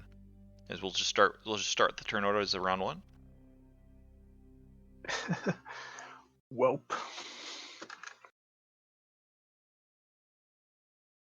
Alright. Happy Jack's gonna take one for the team. I'm gonna position Happy Jack over here. And I have a nice ability that they haven't used yet. Okay. Just gotta read through it real quick because I haven't used it yet. Yeah, no worries. Homebrew class is always a little difficult. Okay. Happy Jack's gonna run to the goal, and he's gonna make a dance. He's gonna do his little Happy Jack dance as music plays, similar to the toy that I got from Bixby. It's that ring around the rosy of animal noises. That bad. That music begins to play, and it's gonna cause discord to the skulls, as each target must make a Constitution saving throw. Oh, awesome.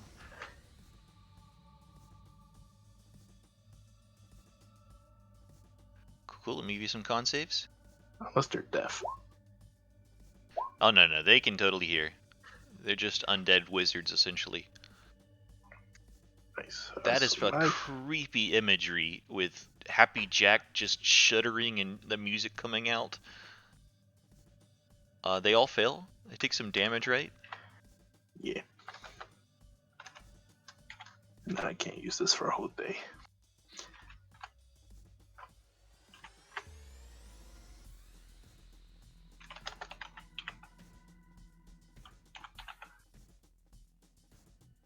I'm gonna name it psychic.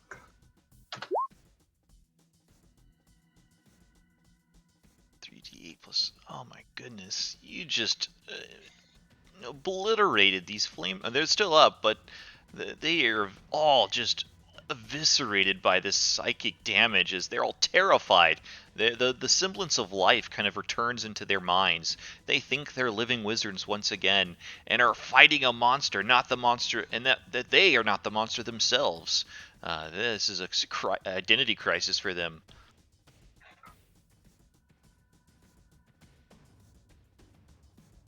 As they all stand in fear of Happy Jack, I cry out to the party. I need assistance over here. And I breathe a little heavy as that attack used quite a bit of my life force. Yep, that's my turn.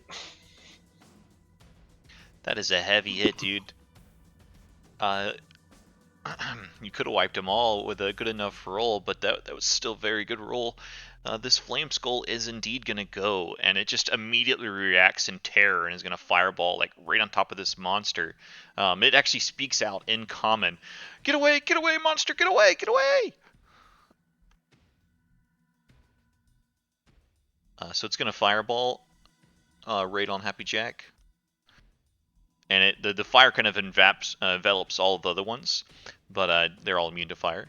That's a save, so only 12 fire damage. And it's going to try to float far away. Can move 40 feet. Dimitri.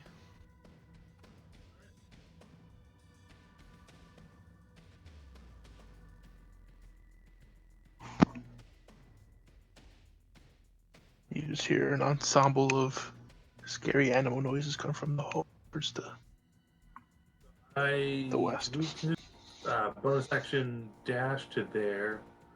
Take Hilda and I guess shoot this one first. Go for it.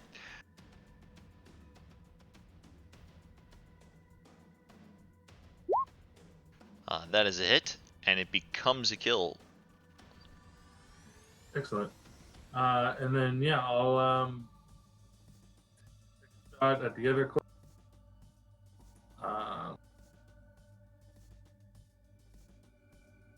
Yes.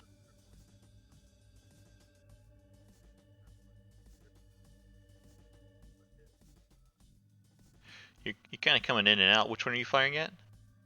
Sorry, the next closest one. Cool. So that one. Go for it. And then I was spending a grip point to make it violent. Actually, from where I am, could I use a? Are they in range to do like a piercing, or are they just like too a bit? What? They're both the same level of height. What's your range on the piercing?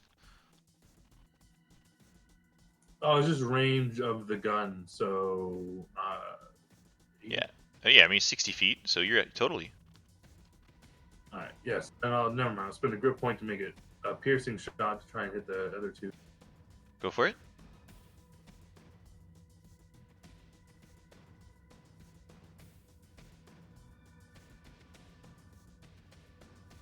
I will spend a luck point.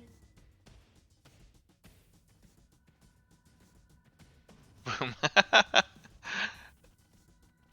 And then the next one's for the piercing shot. And because of your undead slayer, that one is dead. The one towards the back, you just barely miss. All right. Yeah, that's my turn. Two of these flame skulls kind of fade to the ground, and the light kind of goes out of their skull. Yeah, that one looks like it's dead for the moment. Casimir's turn.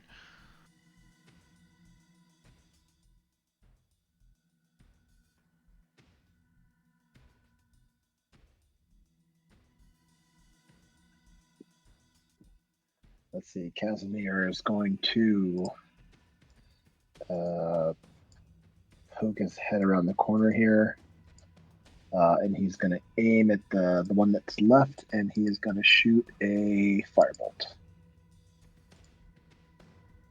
Gets a good look, aims up, and strikes it. But the fire hits the skull, and it seems to wrap around into the flaming skull itself, giving it a bit more life. Casimir will curse under his breath and take a few steps back. Nesia's turn. Nesia is going to step up. She knows this probably won't do anything based on her last encounter, but she'll step up and she will cast a ray. It might be out of range. Did you want to try something else?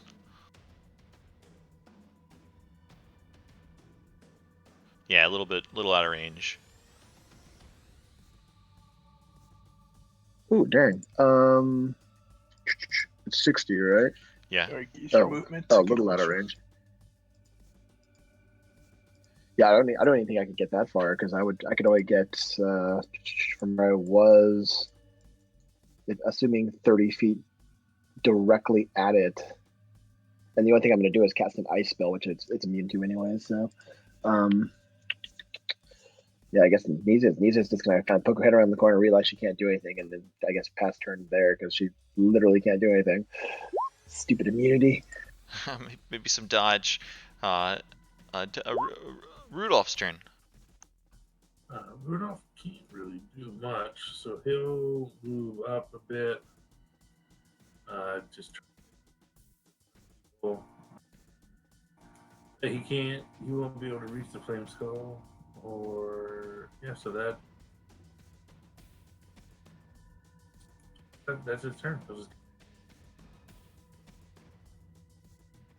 Winrel.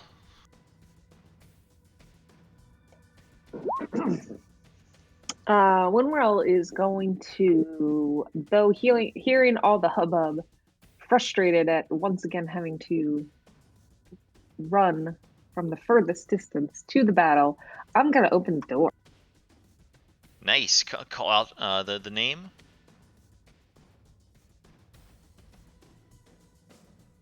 You call out the name. Balls. Maverus. Here we go. Jumanji. As you call out the name, it opens up and you see the 3 sarcophagus. Each one no longer floating skulls above them, but you do see kind of skulls engraved into the top of each of the sarcophagus.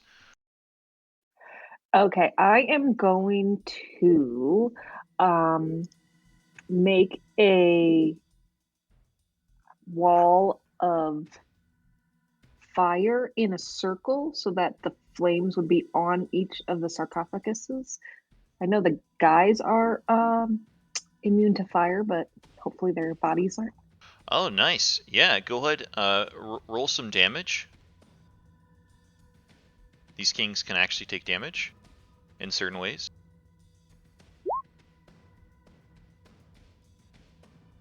Nice. Each one of them seems to break apart a bit. You kind of see the amber melting away, the little white wispy kind of spirit fluttering about, and each seems to kind of move around in a more intense fashion.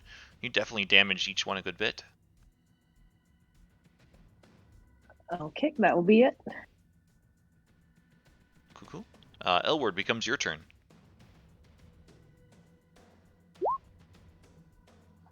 Nice. Okay.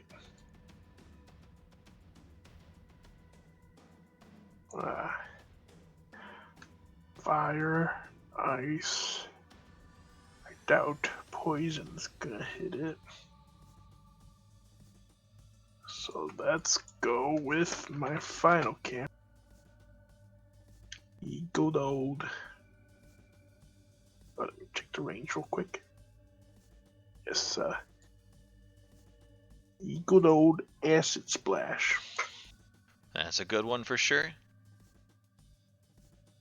That's my final camp. We don't see that one much. That's going to try a save, and I think that's just a miss on the save. So it takes the damage, 8 acid damage. It is indeed immune to poison, but it is not immune to acid, as the acid just melts the skull away. Hey. That'll end combat.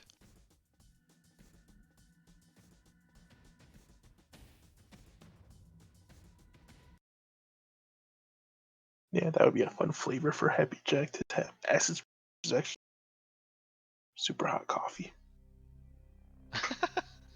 Yeah, Rudolph will go and sprinkle holy water on these 3 skulls too. The remains of these.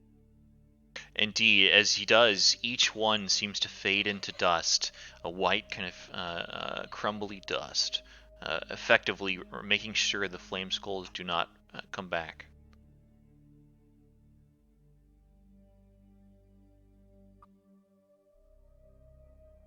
Yeah, he goes, well, that is 3 more souls set free from this place.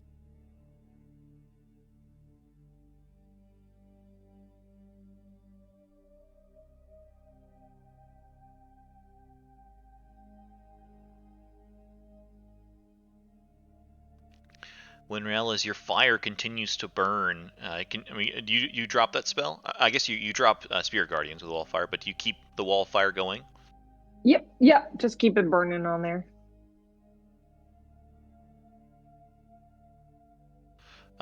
As you continue to do so, you hear screams, kind of a buzzing noise.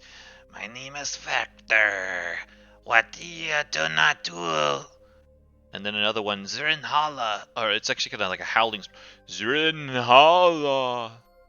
Another one, Chicane. But they're all kind of pleading with you to stop as they burn and burn and burn.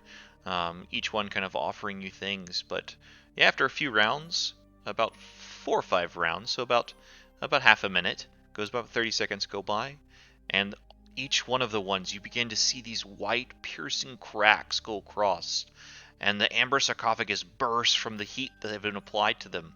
The white wispy spirits inside seem to dissolve into nothing. And you hear the final voice of one of them. You have freed us. Thank you. Thank you. And that's the last we hear of those vestiges for now.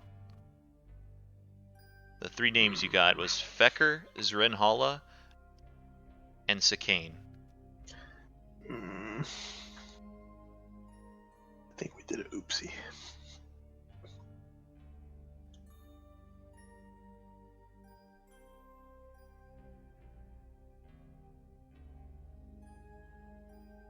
People reincarnating in this world. Oopsie doopsie.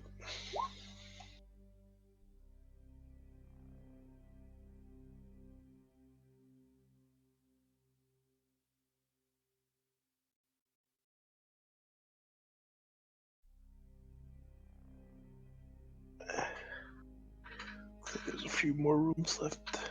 Everybody.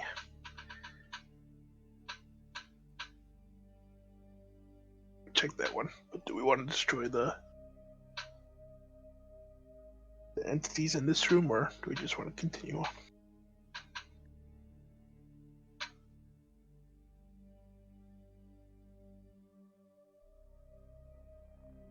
Hello.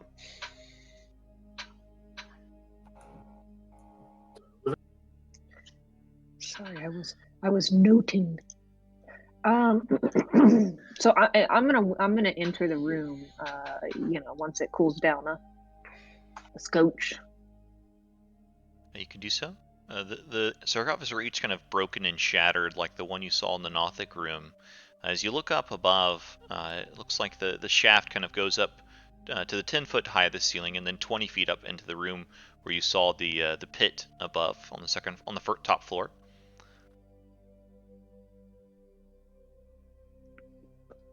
The pit itself actually has handholds, like not carved into it handholds, but it's pretty craggly. It looks like a very rough hew, and it looks like you could climb it if you could reach it.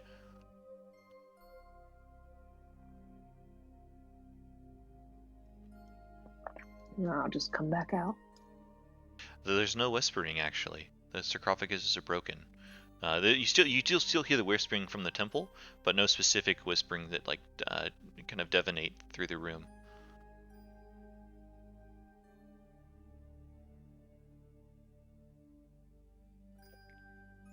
I, for one, think that's an improvement.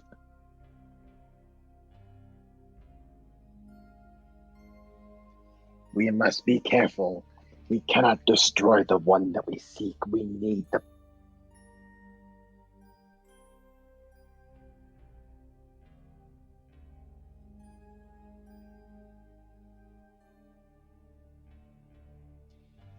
Trapped spirits are seldom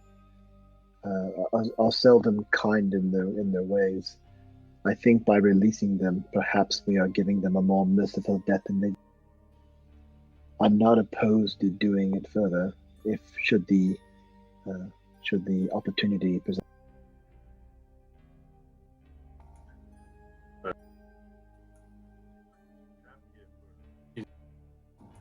Freeing them all might not be the best.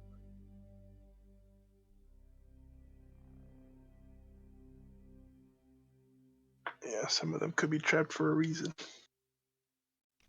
Rudolph would agree with both those sentiments. These dark things should be trapped and left trapped alone.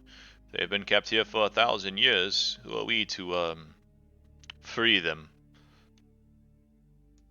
Well, they're here to lure people into making deals and giving evil offerings. It doesn't seem advantageous to keep that going. Yes, but if they're here, people have to come here in order to take the offerings. If they're out in the world, who knows what they can do? Now they can go seek people. How do you know? How do you know they're not just gone and to rest? You don't know. We've literally seen witches and nomads in here already. It's not like this is like some abandoned place. People clearly come here.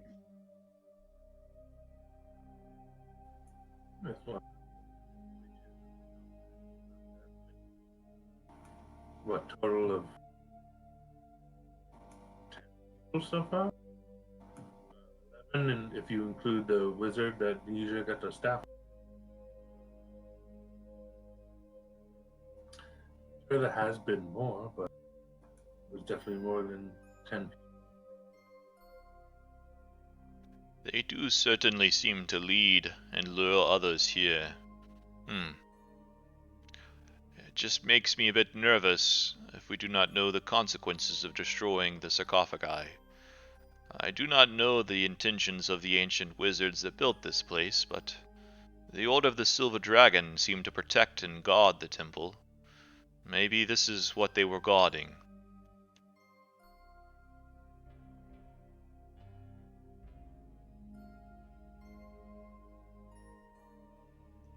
Perhaps, but not all cursed things have designs of evil. Perhaps some are just trapped until they can be freed and released. In any case, let us not bother these except the one that we seek. We are here for a purpose. I suggest we seek it out. Casimir looks at you with prideful eyes and quite a bit of admiration.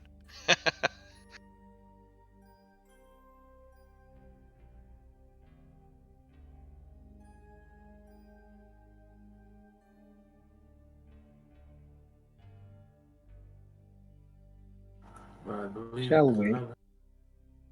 I believe there's one more door with a name on it. No more names on the doors in this hallway, but there are 2 more closed doors on the eastern wall, 2 to the north. All right, I'll turn. Open.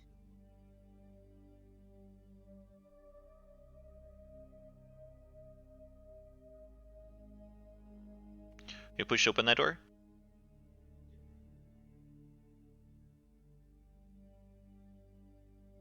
I'm gonna assume that was a yes. I'm sorry, dude. Sorry, I don't know what's up. I'm hitting my push to talk. Maybe I'm not hitting it for long enough. Nah, it's just a mic. Is it like low or what is it right now? It comes through okay, but then like while you're talking, sometimes you go like really distant and quiet. It's like we get like half a sentence, good, and then half a sentence bad, and then half a sentence good. All right. But as you do open this door, what you see beyond is a bedchamber, kind of a ruinous bedchamber like the rest of this place.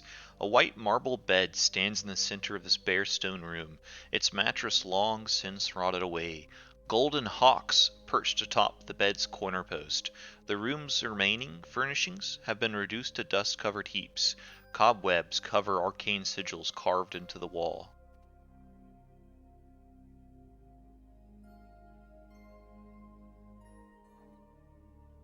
The golden hawk heads look very valuable. You can immediately tell that they're worth hundreds of gold. There's arcane sigils all over the walls. There are, indeed, arcane sigils carved into all of the walls. Yeah, I think it's best to just shut this.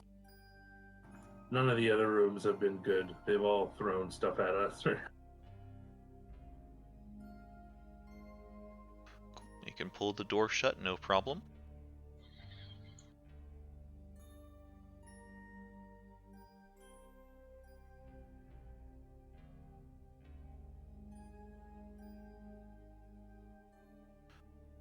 Irina goes up to this door, looks like, and opens it up. Yep.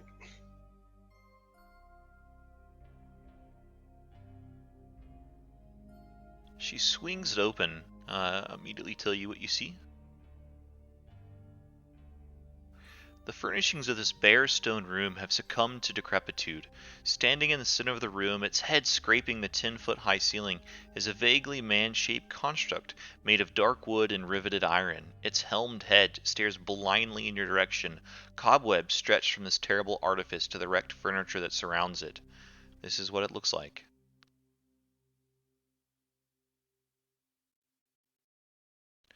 As you kind of open the door, it kind of like you hear like it like squeals and turns towards you and kind of just looks.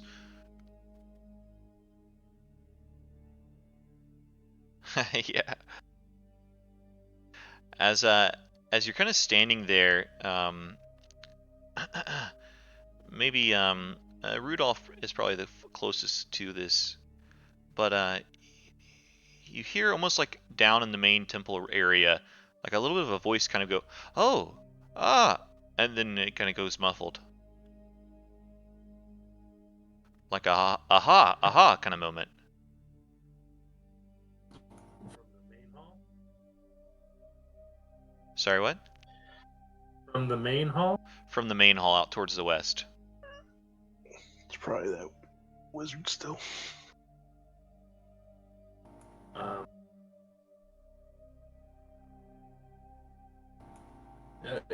Rudolph will.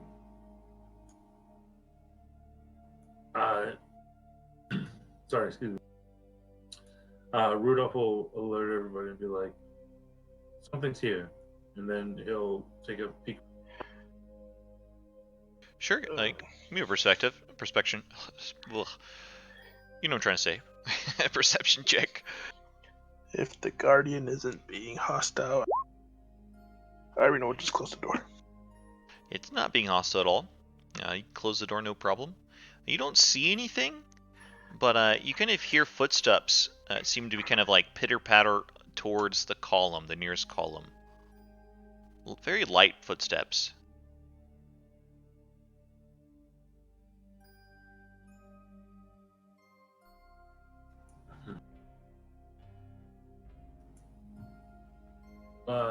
He'll turn to the column or hear this. Who's that? Show yourself. Nothing returns. No call back or any voices. You kind of listening. It sounds like the footsteps have stopped.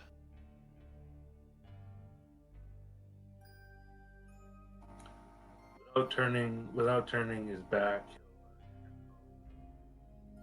I think the wizard friend from upstairs is down.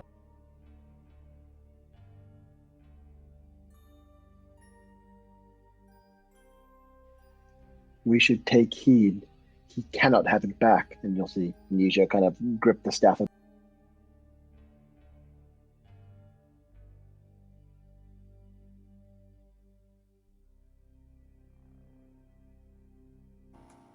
Indeed.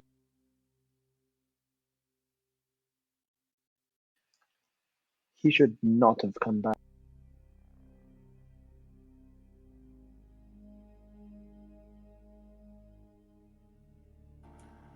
I don't know if it's him, but I did hear footsteps over by this pit.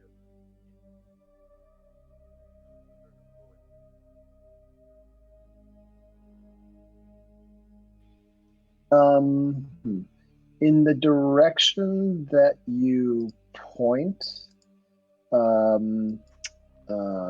will go ahead and Casimir will wave his hand and he will cast Dispel Magic in the general area that you. Nice. Indeed, as you cast Dispel Magic, invisibility drops. And this is what you see.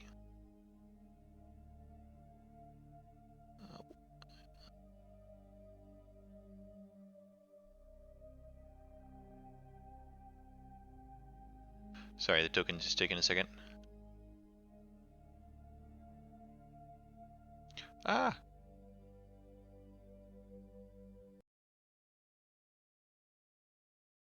Oh no. My Roll20 bugged out. Maybe that's what was going on. I'm so sorry. It's going to take me a second to log back in.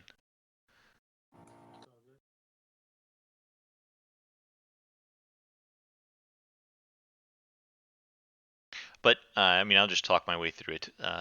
Vilnius appears, and his little friend, kind of is on his shoulder. Mr. Chuckles. Oh, I can't even remember what accent I was using for this guy. Oh, it was nasally. Sorry to spy. I wanted to see what you all would find.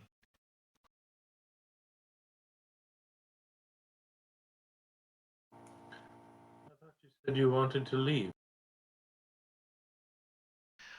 I do want to leave, but you all came here and my master came here, so I thought that, maybe there was something worth being here for.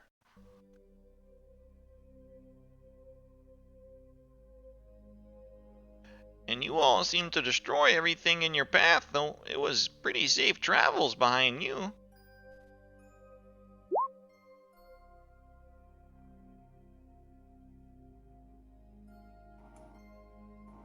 Well, what? You're not trying to get your hands back on that staff, are you? Tell us why you are really here.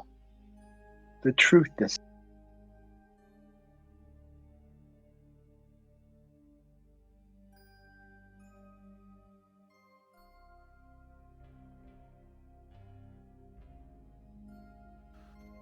You kind of see Vilnius kind of squirm. I would never get the. Oh, I was hoping to find my master's staff again, but also you showed me what this is for. And he pulls out a bronze amulet. That construct. I didn't know what this. I thought it was just a shiny amulet, but it's a match. What if I offer you a trade? I'll trade you this amulet for the staff.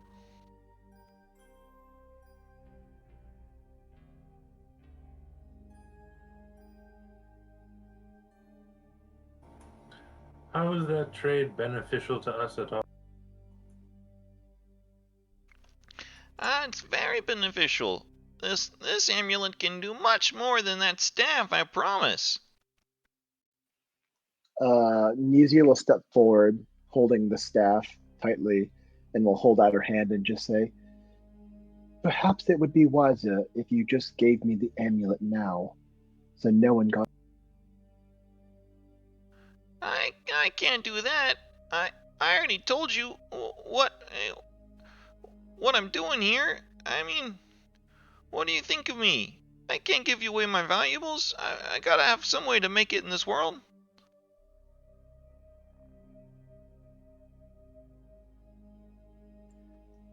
Well, this is the second time we've caught you lurking around looking for this staff, which you will not leave this temple with, alive.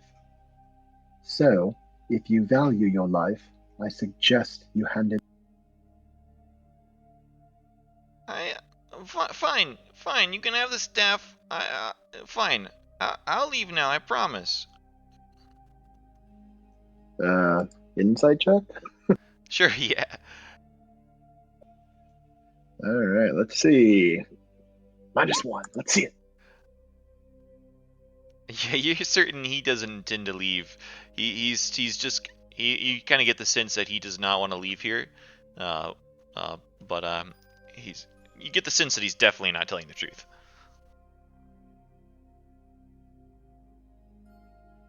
But he begins to walk towards the some reason. steps. Okay. I guess I'll whisper. It's like, should we let him leave this time?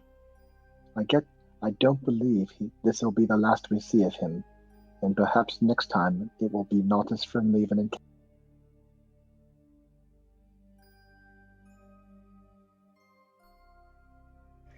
I don't know. He doesn't seem inherently evil, but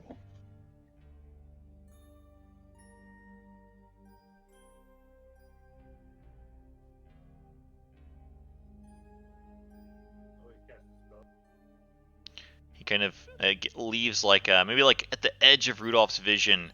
He kind of hears him cast a spell, and it goes out of sight.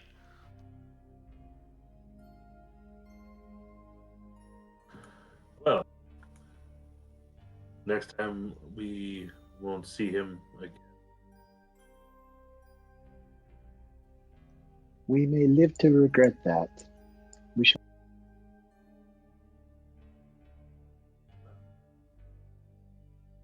He didn't try anything this time. Perhaps he will just leave us. Irina, the door behind you slams open, and the shield guardian strides forward. He doesn't try to attack you at all, just tries to move past you. Kind of maybe has to shove you a bit. And he continues to kind of stride past all of you all. Yeah, we'll definitely give it a wide berth because I had a feeling he might walk past me and grab my weapon with like it's 25. Yeah. The shield guardian is going to move up the stairs. You kind of see it stop a little bit, maybe like in the main temple area. And it looks like it kind of reaches down a bit, and then it keeps moving up the stairs.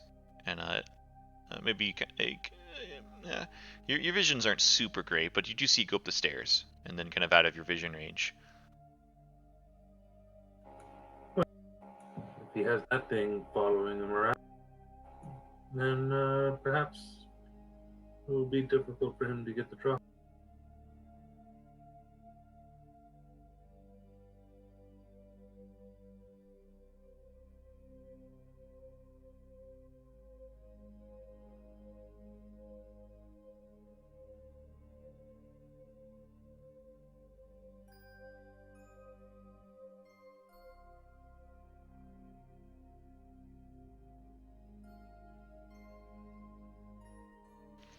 Yeah, but any sound of the shield guardian and Vilnius seem to be out of earshot, eye shot.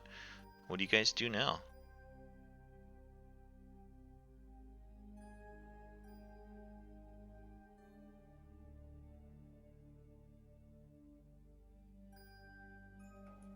Right. Well, why don't we, I guess, try the southern door?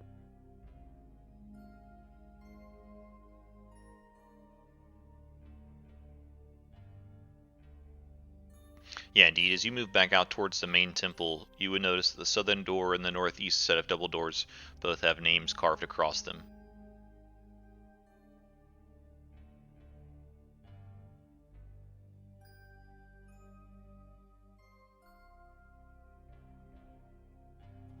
Man, it was really hard to not go murder hobo because I wanted Ironhide. That's part of the fun of that temptation, you know?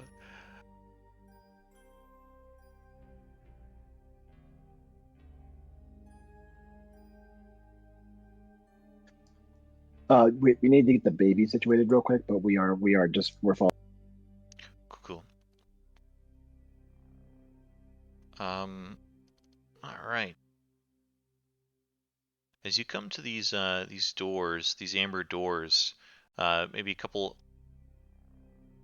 Again, a couple of you kind of work together to come up with a name. This name is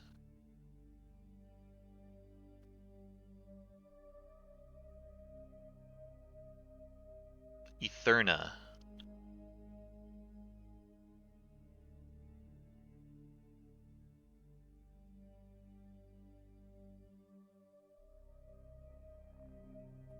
Yeah, I'll. Once everyone's all situated, I will.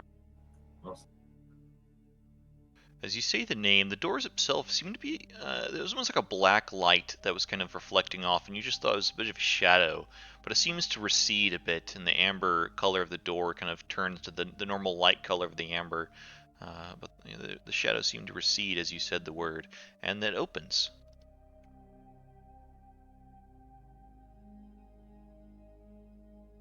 And what you see beyond is a large catacombs-like chamber. And you're hit in the face immediately by the smell of a horrid perfume of the ancient dead. As you look in, you kind of get the brief glimpse of various catacombs. Sorry, stone niches along the walls of these catacombs that seem to hold human-shaped amber husk bones and tattered shrouds. Your immediate look as tall iron candlesticks that stand in the alcove in front of you. Right now, they are not lit. If I take a step in, do I start hearing voices like I have in all the other ones? As you step in, there's still like the faint whispering, but not any intenser. But the candlestick lights up.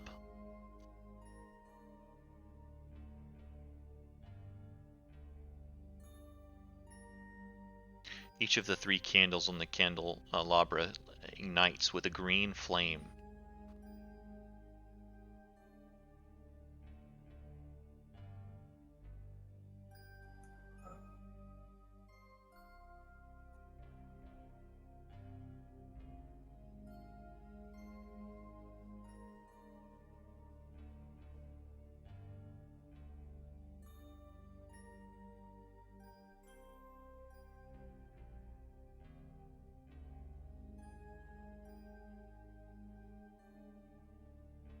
As you step further in, you see that the various stone niches with the skeletal figures, the the human-shaped amber husk.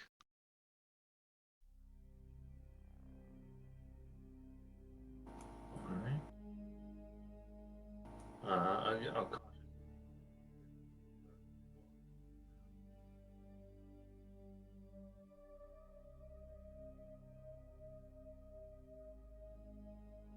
You circle around. It looks like the pathway kind of extends. Another set of candelabra ignites, and you see green flames from more candles, as well as it looks like the pathway turns towards the right, towards an eastern alcove.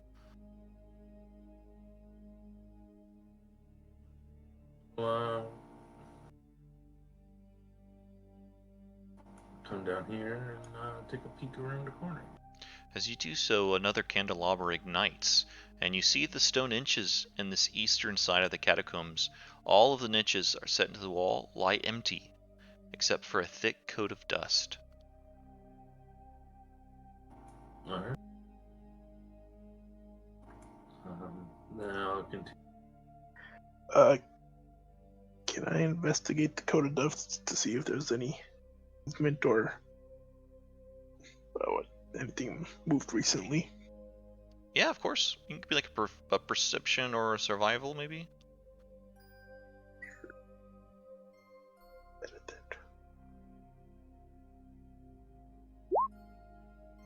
As you look it over, it doesn't look like anything has shuffled through these catacombs in long, like hundreds of years. It's that thick of a dust layer.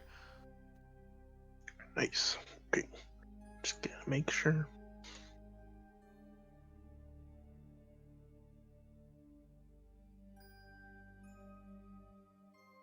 As you continue along the south side, another candelabra ignites, and you see more of these wizards that have been entombed in the amber husk along the southern wall.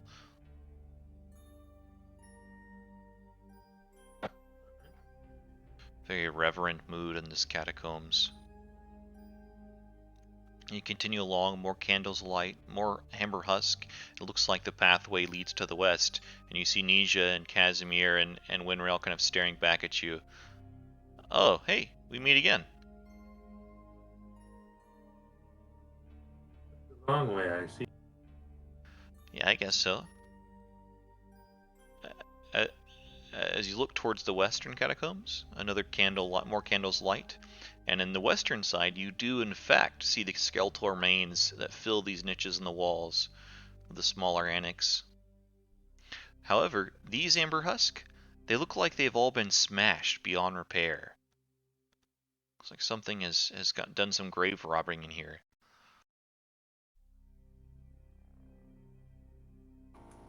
Um,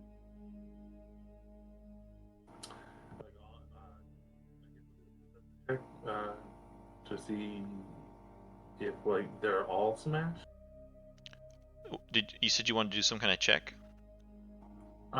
Yeah, but like, are they all smashed, or like, I'll do a check if I need to. Oh I no, just no, want no. to know. All the ones that you can see, yeah, they look like the amber husk have been smashed. Like someone has been searching through all these little burial sites.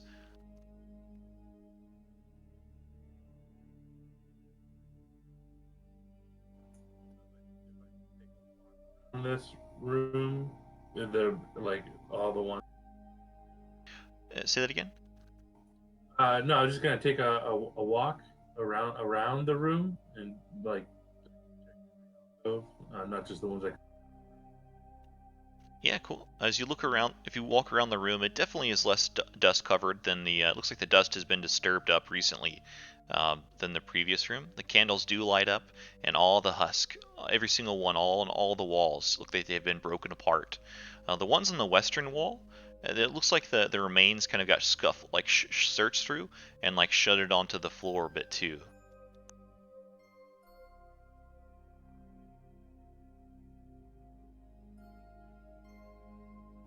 Do these remains have their skull?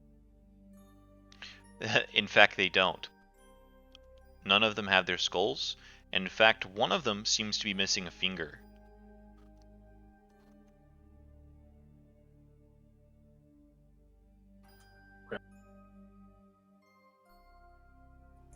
Okay.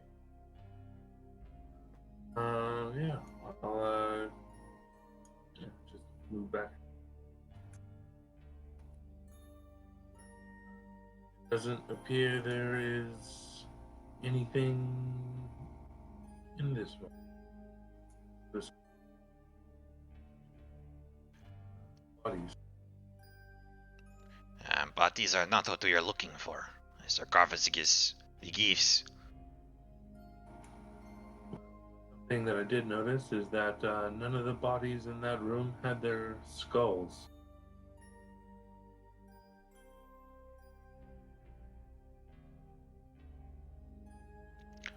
Ah, perhaps we've taken care of them now with the holy water. Skulls never to be returned to these poor lost souls. Well, if that's the case, then there's potentially 5 more flaming skulls. And once everybody gets out, I'll say Atherna and have the door shut. It'll close shut.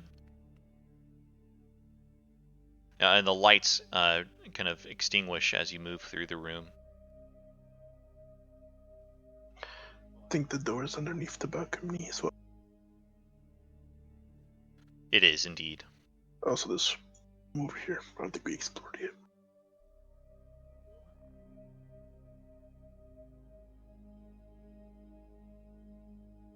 As you move towards that door,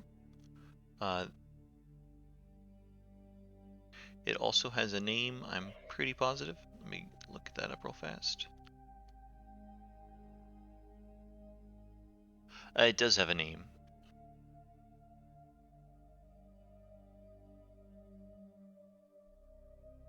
As you look over these and kind of collectively work together on them, you come up with the name for this door, and it is Davatan.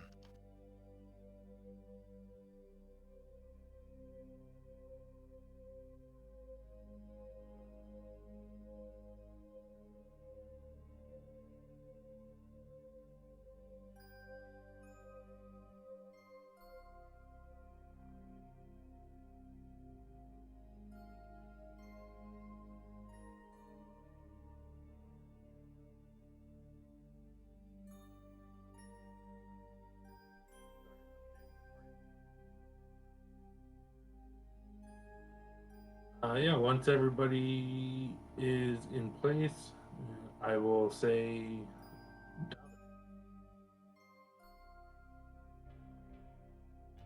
You do so, and the doors swing open. As they swing open, you notice in this mostly empty room, heaped against the west and east wall, are piles and piles and piles of treasure. Tons of treasure, thousands of coins. And because you use the passphrase, you're able to distinguish the passphrase. It's not invisible, it is visible. You see a 10-foot tall statue carved from amber and the likeness of a hawk-headed humanoid that stands in a wide alcove to the north. Behind it, a crack has formed in the wall, and the amber golem just stands there motionless. If you had used a knock spell or try to break down the doors, it would have been greaterly invisible. How crappy would that would have been?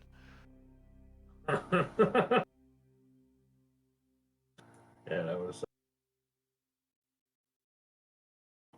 All right. And that looks like the amber. It's currently not hostile. It looks like it's just standing there in front of the crack in the wall in the back corner. Each pile of coins is just massive piles of coins. As you kind of maybe like take a brief look, it looks like this first pile to your left, on the left side, the southernmost left pile, looks to be mostly copper, and you see like some gemstones and maybe a bit of like rusted armor and stuff like that. But the first one is mostly copper and some other stuff. The second one is mostly silver and some other stuff, like a weapon and some other things like that. The third pile is mostly electrum and some other stuff. Now back to the other side. The fourth pile looks to be much less like coin, not coin so much as like iron ingots and a bunch of holy symbols and copper and silver, like what do you call that? Like chalices and like plateware and drinkware. The this middle pile on the right is mostly silver with some crystal balls and jewels and crowns and things like that. And the final pile is looks like gold coins and copper coins mixed in with other items as well. Thousands and thousands of coins.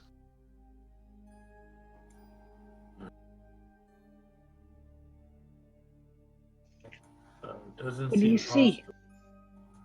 hostile. There's another amber golem here to be hostile. There are much treasure. And there's a crack leading somewhere else behind it. Maybe we can sneak by the golem into the whatever the crack leads to.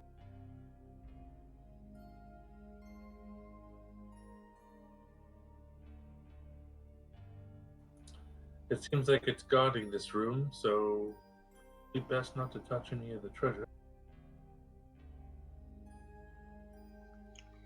It also looks like it's guarding a passageway. And that might be where we have to go through. Oh, does it look large enough to fit through? It looks like you could squeeze behind it. Oh, okay.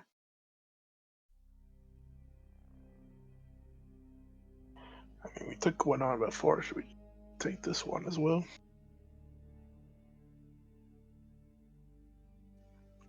Well, gold certainly won't help us defeat Strahd, but if we have to anyway, I guess we might as well. Everywhere else was a dead end up until here.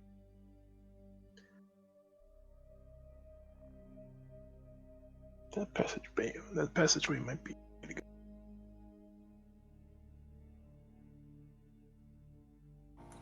Perhaps it's just guarding this treasure chamber and not necessarily that passage behind. Yeah, but we have to go through the chamber to get to the passageway. I was saying it will attack us right when we enter. Yeah, so should we just attack from here?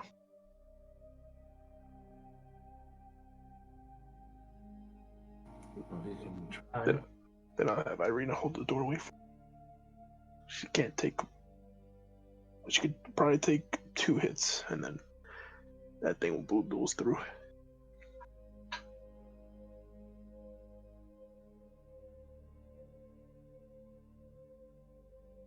But Well, we could always just try the non-violence. Aren't you the one that always wants to try non-violence?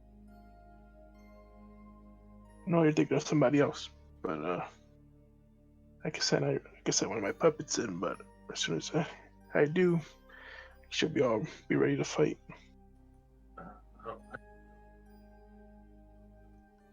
Aren't we always? Okay, you all ready?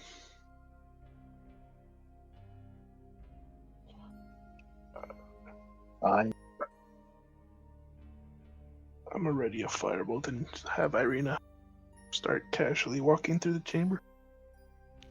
As Irina moves into the chamber and you kind of all cast your ready spells, you fire your weapons, they strike into the amber golem. It does not move, but you do a good bit of damage. Also, you kind of immediately do lots of damage to it.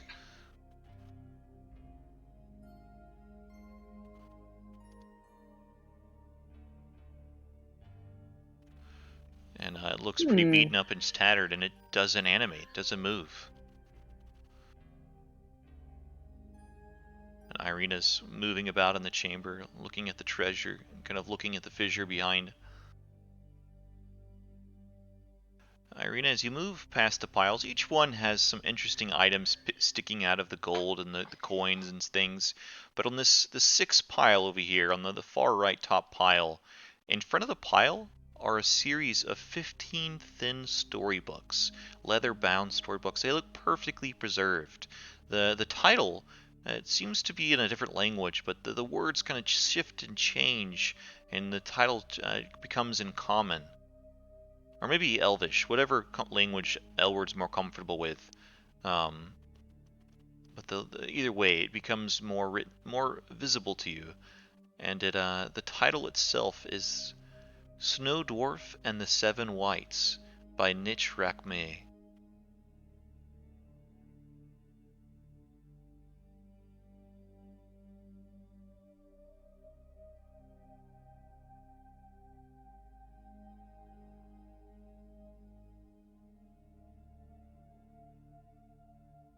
They all look like signed copies too. Very valuable treasure.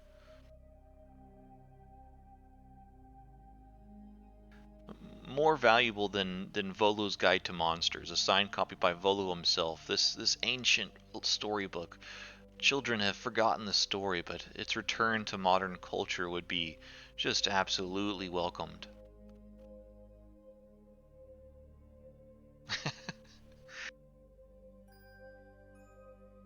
But the Amber Golem is motionless. I'm not gonna lie, I want that book.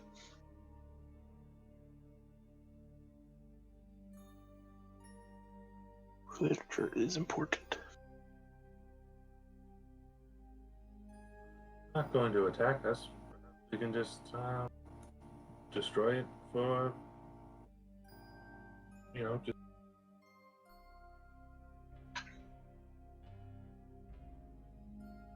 But what if it wants us to attack it? Maybe it's a test.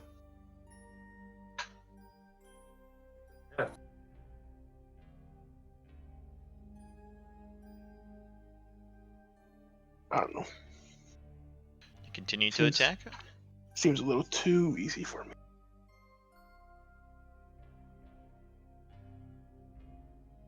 Or maybe we could come back to this room after. Go around it. Where else are we going? That sounds agreeable. Let's inspect the crack or passage. That's behind the golem. Happy Jack giggles when you say crack. Yes, it's behind the golem, but I thought we could squeeze by. No. Fine. Just Dimitri is will Dimitri will move in and then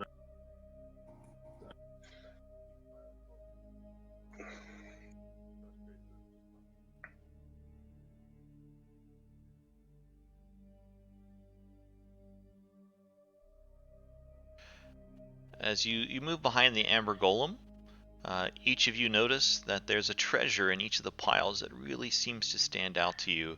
Rudolph noticed a beautiful staff, kind of like his silver short sword staff, but this one with obsidian and iron gold filigree. A very beautiful staff, and so on. Each of you notice like a beautiful looking treasure and the various piles of gold. But you're able to squeeze by the Amber Golem, no problem. It doesn't animate.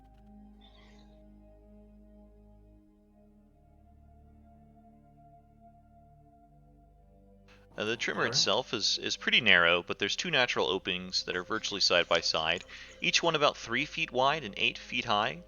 So you can like turn sideways and squeeze through, no problem. The last Amber Golem, was that more construct or like it was literally completely amber? It was completely amber, but it was a construct and creature, but made completely of amber. Hey.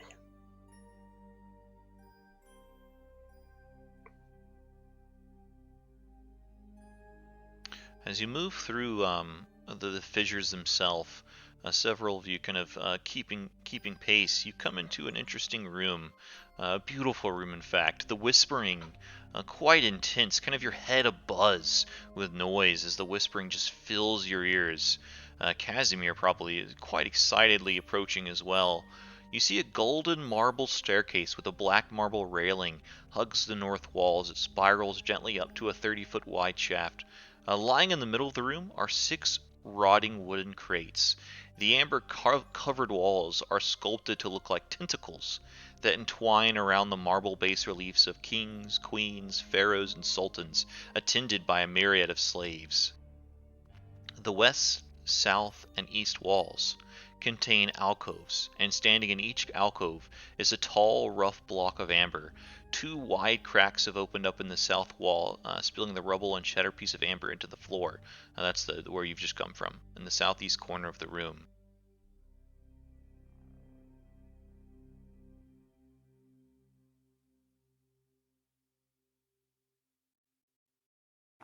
can we distinguish any voices, or is it just all too like mumbled? And in fact, as you kind of enter more into the room, does Nesia and Casimir and Winter all follow into the room too? Yeah, yes, I'm sorry. We've all snuck past the Ember Golem. No worries at all.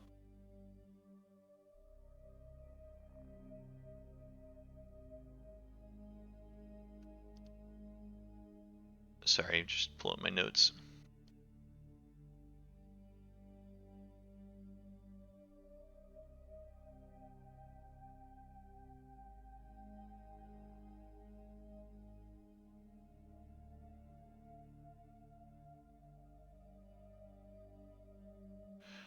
Immediately, as you kind of all gather in the room, you hear Casimir kind of mumbling under his breath, "Zidun, Zidun, Zidun."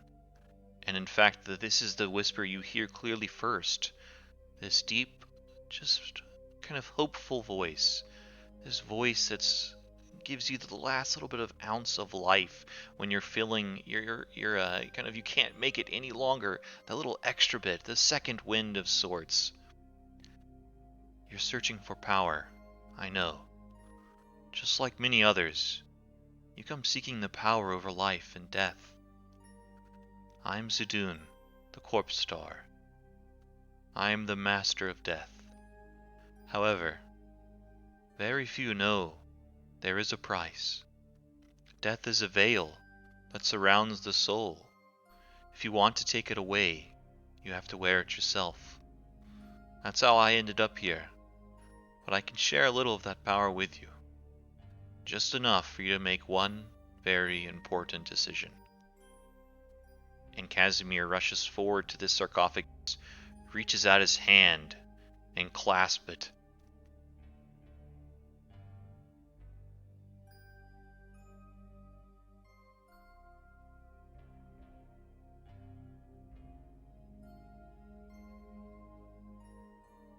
Oh no. Casimir, what are you doing? His hand is... Casimir, stop. Casimir gets his hand just 1 inch from the sarcophagus, and he turns and looks around. But, Zudun, I accept. Please, give me the power to return my sister. Please. And he seems like his hand is trying all he can to push forward, but just can't close that last little gap. Nesia will step forward. Brother, we have come this far, and I will go with you to the end. You know that. I will avenge our sister, but you need to keep on going. Our clan needs you too much. My time has passed, and there's no hope in saving me. And she'll step forward, and even though his hand is like an inch away, she'll put her hand down on the tomb, on the sarcophagus. You hear the voice of Zudun in your head. The whispering stops to everyone else. I hope this gift reaches you solemnly, and the one you uses it on is worth the cost.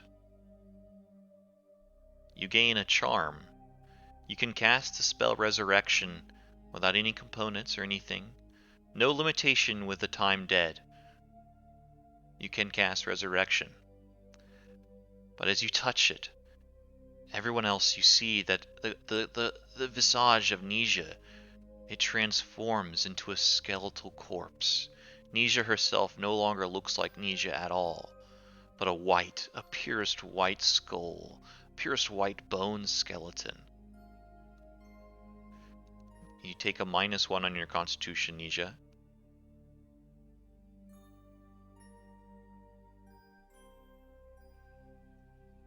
-1 on the stat, or -1 on just so if I'm a 14, I'm -1 on your stat. So if you're a 14, you become a 13.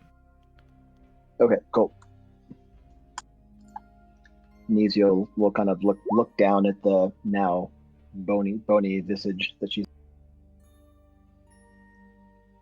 This does suit me. I'm sorry, brother. It was not meant to be your time. What have you done?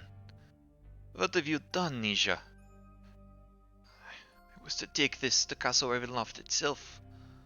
I was to resurrect Patrina. Her corpse is within the castle. She has shown me the way. What have you done? If there is someone to save our sister's soul, I will do it. If there is someone to save the future of our people, that is. You see Casimir's eyes look clearer and lighter than they have since the day that you all met him. Or, well, not you, Nesia, but everyone else. Nesia, you could lead our people better than I ever could. You sacrifice yourself. I will follow you. Whatever your lead is, whether it be to the devil's house itself, or whatever you will it. I was prepared to die for Patrina, but you have taken that burden from me. So I give to you my life. It is yours, Nesia. Brother, my journey to stop Strahd is only a one-way one. Our people cannot lead if you do not live. As long as there is air in your lungs, you must promise me you will do its best to save our people, and not follow me into the torment and possible death of facing Strahd. If that be your will, yes, I will return to our people, and find a way to revive us, whatever that may be. I will lead our people on. And someday,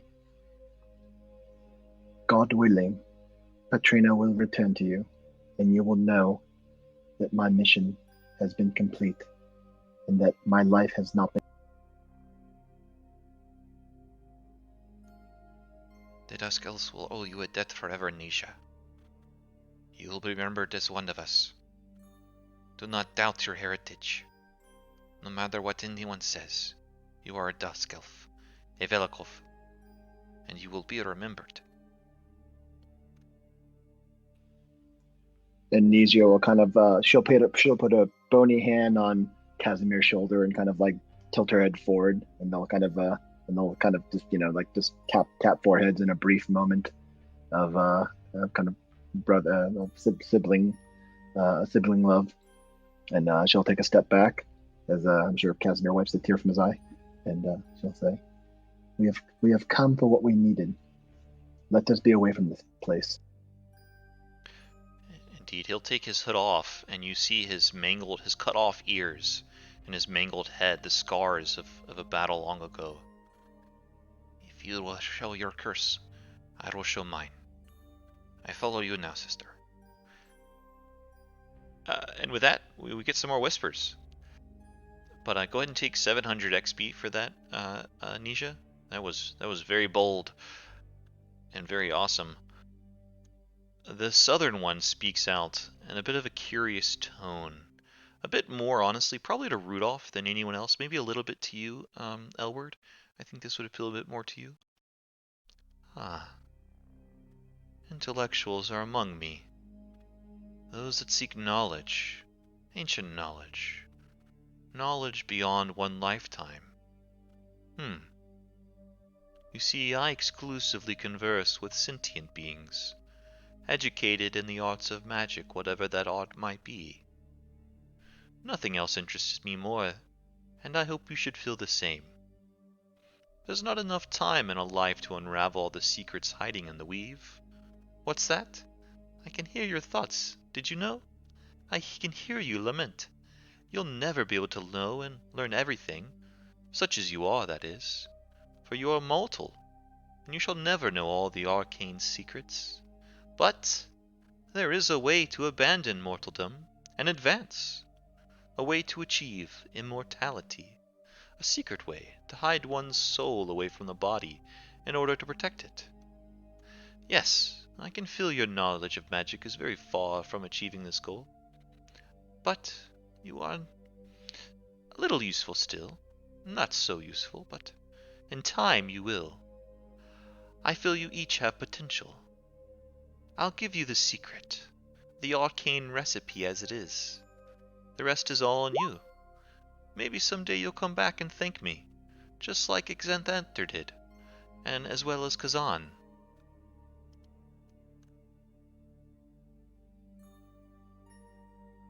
And that's the whisper.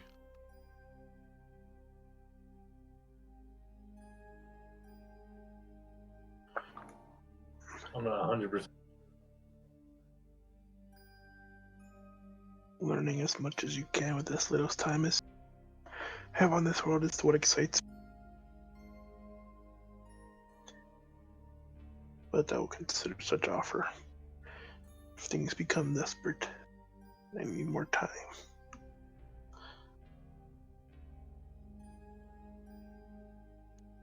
Well, good luck with your pursuits. I do hope you do not regret your decision.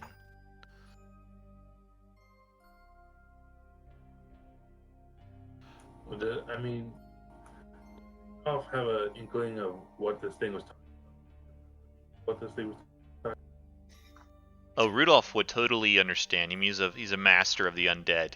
He could totally understand that this is offering lichdom. Yeah. That's what I thought. Lichdom is cool. I wouldn't say that though. But I'll consider it.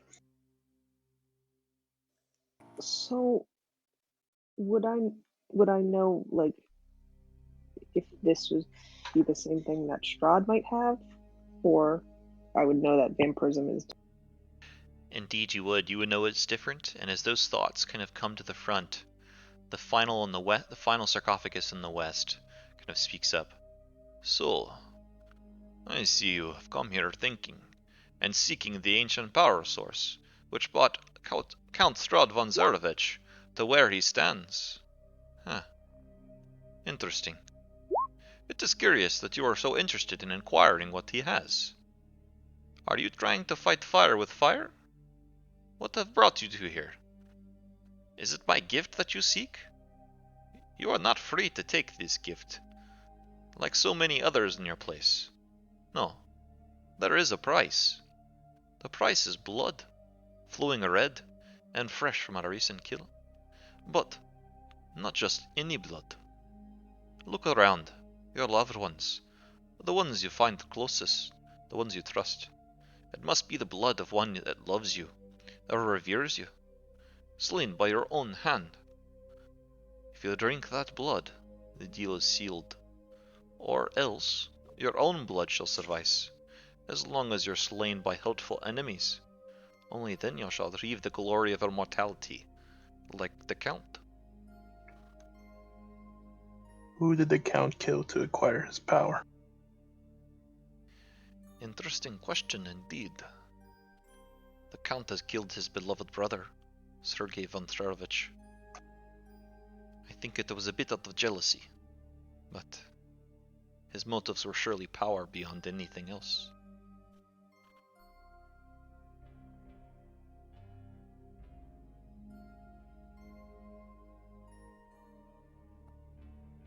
How do we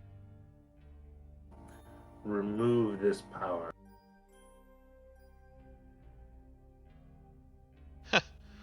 Why would I tell you such a thing? For I am Vampire, the original. I do not wish for my kind to be ruined from this world.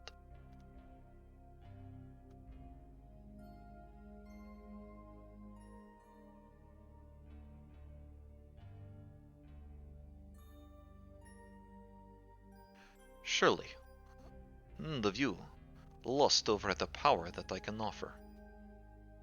It is greater than these two others. You have seen the cost they take. In fact, the cost I ask for is simply a hurdle to your power. Cut ties, and you'll reduce your weaknesses.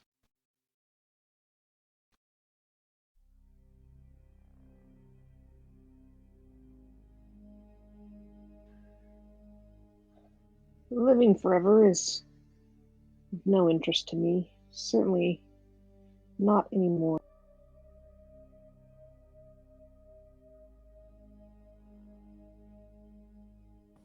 The only power I wish to have is to know how to defeat Strahd. I have no interest in living forever, at least.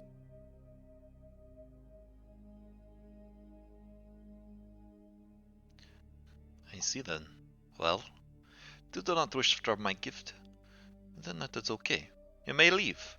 But first, my pets will have a bit of a drink. Good luck and good night. And as he says so, each of these rotted boxes birth forth with a creepy, deranged-looking hungry monster, as each one holds a vampire spawn. Begin rolling initiative.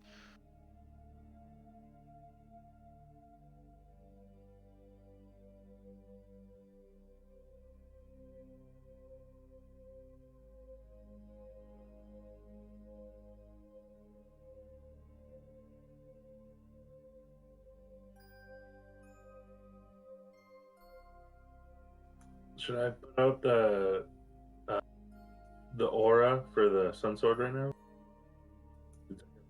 Yeah, you totally can. Yeah, because these guys, yeah.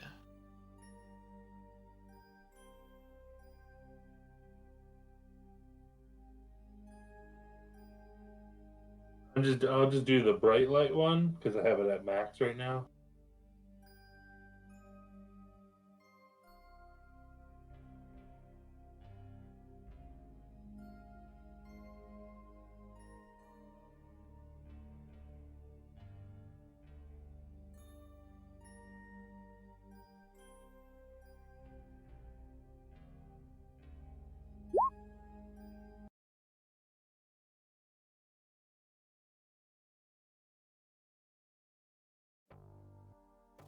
Alright, Dimitri, the first to react to this is the various vampire spawns burst out of their boxes, their bloodthirsty fangs baring at you, getting ready to dive into the necks of the nearest flesh it can taste.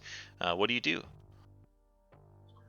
Yeah, I am going to step forward.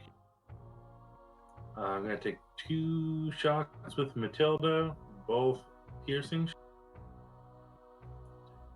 2 diagonal one.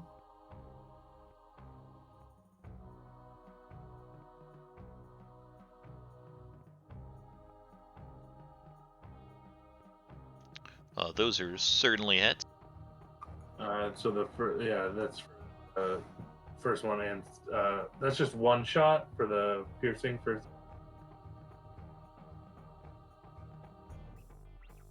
18 on the first one and 23 on the second. Another. That is a hit as well. That is also a hit. And then an offhand sun sword attack.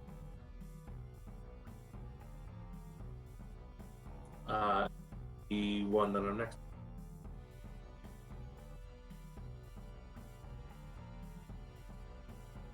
That is a hit. And then Why is the extra? Does it do extra to the undead? the sunblade does a D8 extra to that. Cool. And then this seems like a good time to action surge. So I'll action and take 2 more shots, 1 more piercing to go through, and then just piercing. Both of those are hits for sure. Oh, wait, I gotta roll. So ignore the 5 and the 8 on those. I forgot to. Dead Slayer's 2d6. So let me roll 2d6.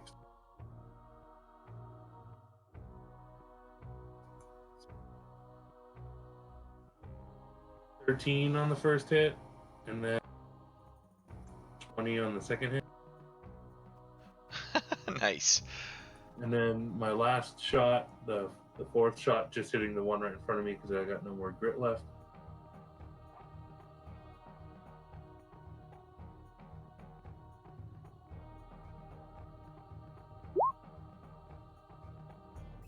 And then that one's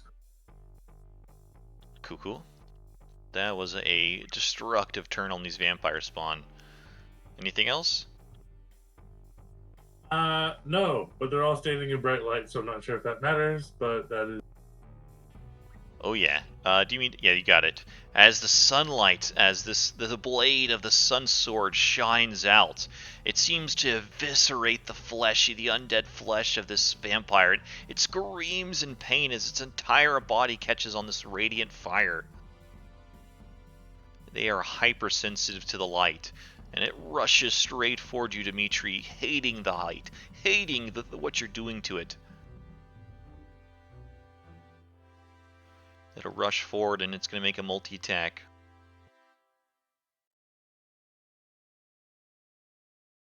The first one, it tries to like claw right at your face. 18 to hit?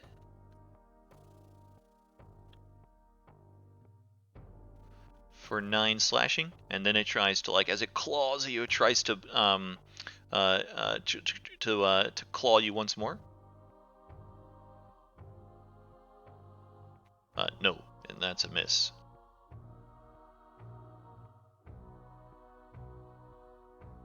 It totally rolled high enough. It doesn't fall though. Thank goodness the crit was wasted on that.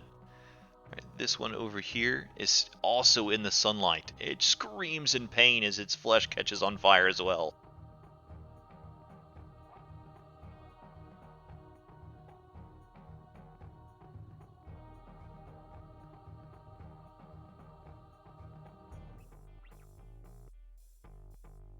At this point, Nesia and Happy Jack can both make AOs if they so wish.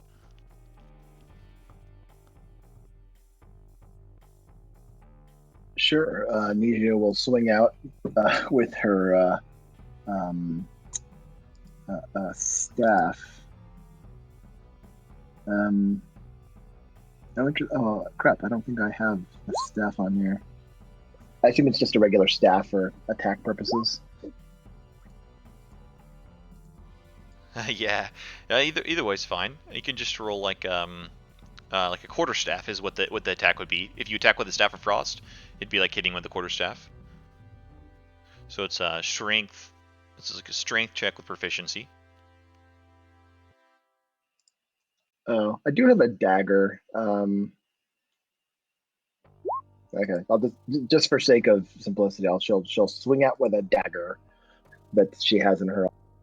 Nice, and it does cut into it a bit. It doesn't seem to be fully effective, but it does hit it.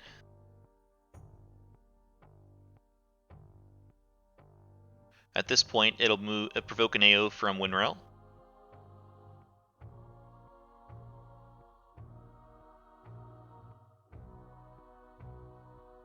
Do you want to use an AO, Winrel? Or a spell, since you have... No. Yeah, no. Yeah, no. I don't think you have Warcaster, you have Mage Slayer. Right.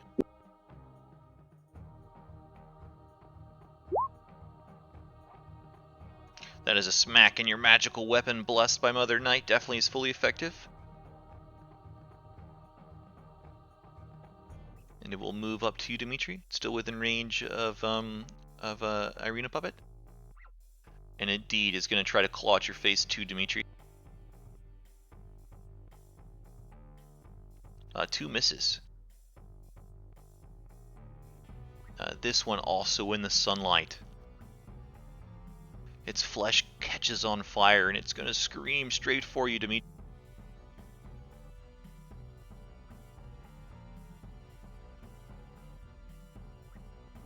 Elward, it'd provoke an AO from you.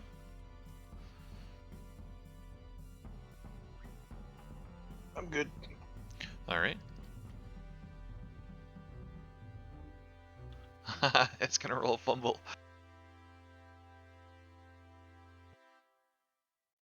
It automatically falls down. It doesn't have a weapon, so it's not going to drop a weapon.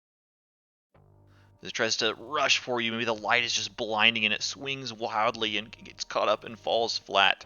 Winrel, becomes your turn. Okay.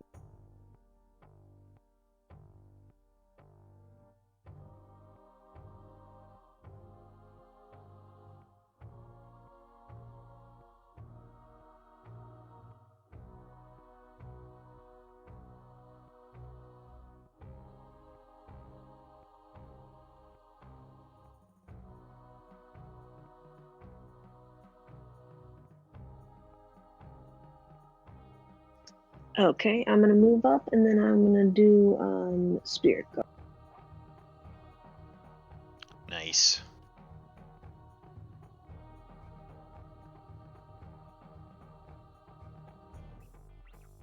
Oh, and in this room with the whispering intensely, you have disadvantage on concentration checks. But you don't have to make one until you have to make one. It goes up, and on the start of their turn, they'll be affected by it.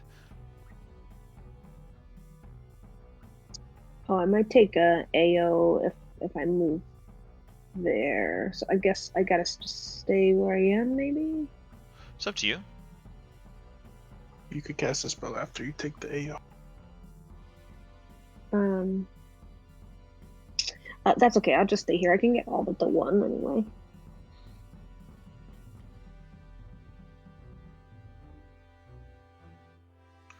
Any bonus? Okay, Elward, becomes your turn.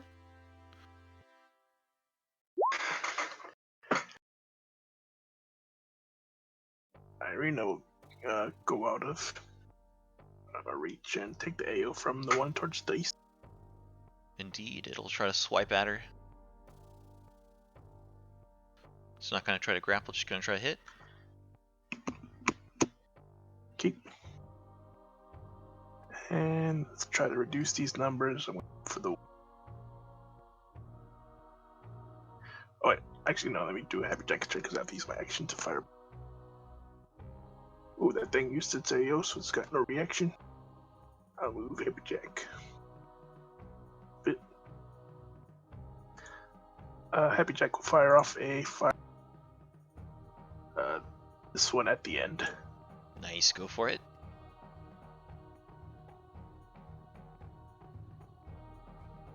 No. Oh no. Fumble?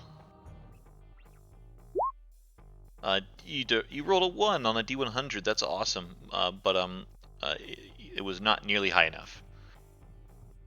Nice dice. Unfortunate. Yeah. Irina will use her attack on the weakened one next to her. Go for it. The one with the red dot or the one that's prone? Yeah, the red dot. Cool, go for it. Try to get that kill. Because I have a weapon. The blood spear pierces into it. Roll damage. And it actually does more damage than what you've got on there, because secret stuff. It does extra magical damage as the chosen, and it does plenty to kill it. Hey.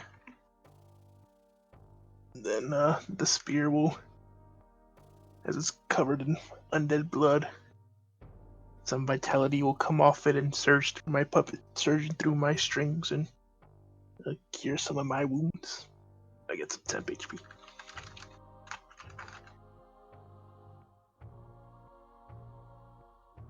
I never got to use this. Yeah, the blood spear is pretty badass. Now I see why. Unfortunate roll. Oh, 2 1s. But that's okay. Oh wait, what am I doing? I can't put on my main health. Nice. I helped. That's good. Alright. That's my turn. Happy I finally got to use that. This vampire also catches on fire as it's in the sunlight. And gets burned a bit.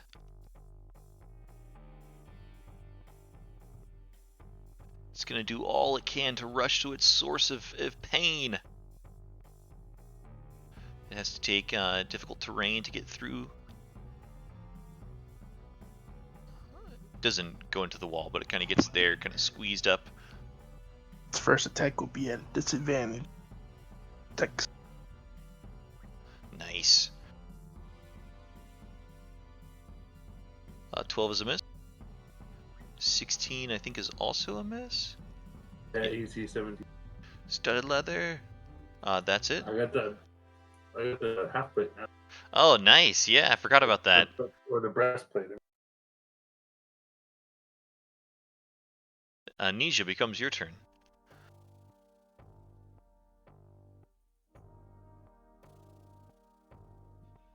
Well, this is just a cluster F, isn't it?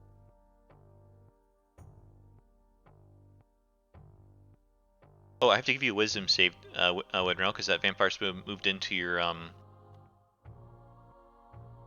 spirit guardians, and that's a failure. Do you mind rolling damage for that guy?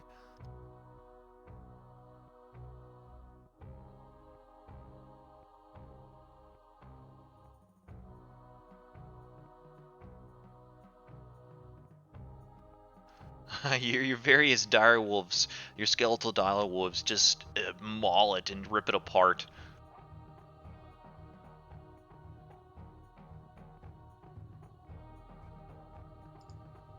Hey, Dimitri, I can't see the health in your token because you're surrounded. How's your health right now? Like, do you look beat up, or you're? I took a hit but I'm pretty okay. But I took one claw attack. I was at full before.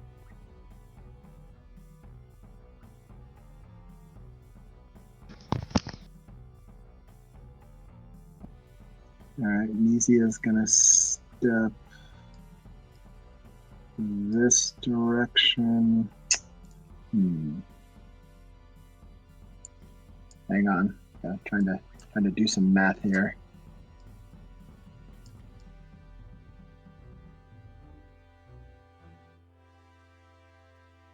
This cone thing is weird. You can hold the Alt while you drag it to kind of position it where it won't be like a snap to the grid.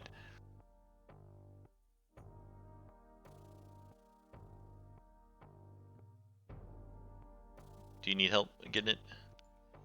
Yeah, like it seems to be caught in like the wall or something. I can move it down, but I can't. I seemingly can't move it like up for some reason. Are you able to move it now? Oh yeah, that seems better. Yeah, it was something about the dimension of the room was really causing it an issue. Sorry. Yeah. And you can hold Alt while you rotate it too, if you want to rotate it, not snap to it like a grid. Gotcha. Okay, so I think Nesia can get here where she's maybe only hitting everybody and getting Dimitri and Winrail, unfortunately. So I will spend a sorcery point to cast a careful spell as she raises the staff in the air and slams it down, unleashing a cone of cold. Very nice indeed. It'll have a little bit of friendly fire with Irina Puppet, Dimitri, and Winrel, but they have advantage, or do they autosave? I believe, crap, I forget. I think they have I think they autosave.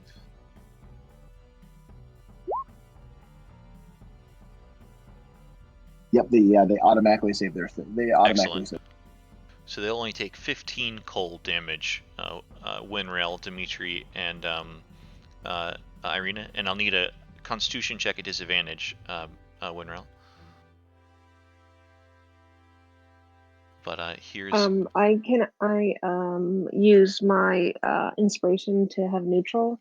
You can use your inspiration to give you advantage. It cancels out disadvantage. It goes all the way to advantage. That's the power of DM inspiration. Wow.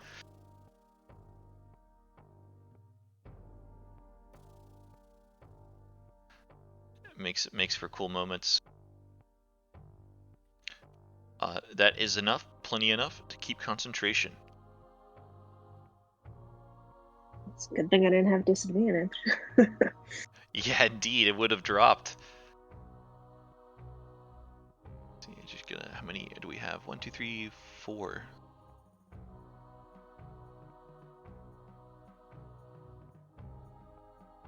Looks like we have 3 passes and 1 failure.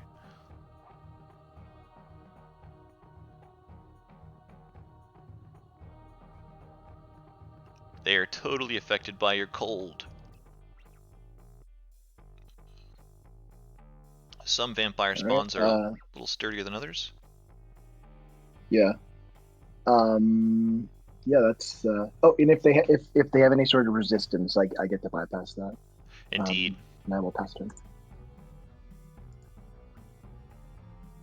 Did you roll any ones? No, I checked. Surprisingly, automatically all twos. So, just luckily.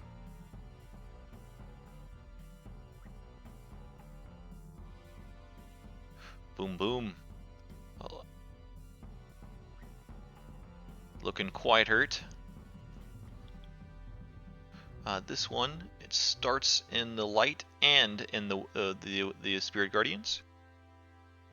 So its flesh continues to burn away, and here's a wisdom save as the wolves kind of eat at that flesh as well. It's a bad failure. Go ahead and roll damage for spirit guardians.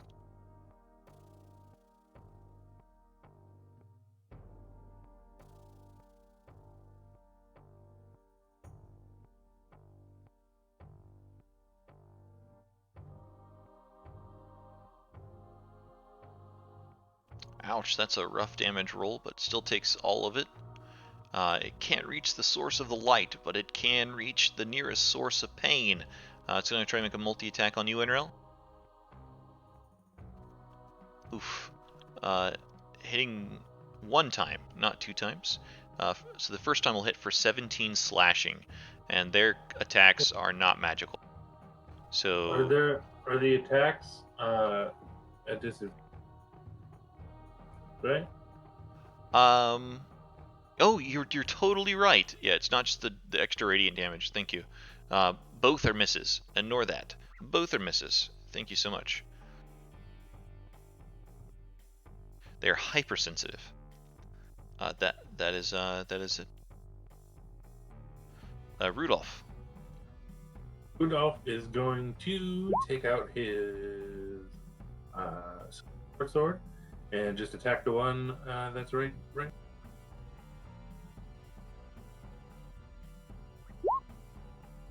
That is a hit. Silver being effective. Both of those attacks do 3d6 extra for Undead Slayer that he. Yeah, he's super strong against undead, isn't he?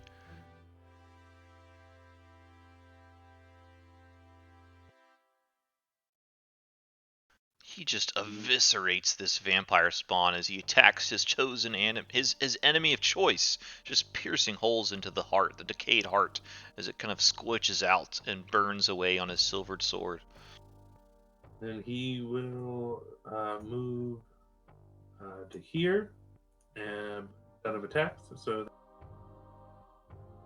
becomes Casimir's turn.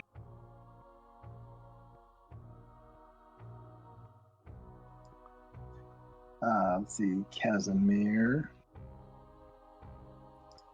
is not going to aimlessly cast Fireball, hitting everybody.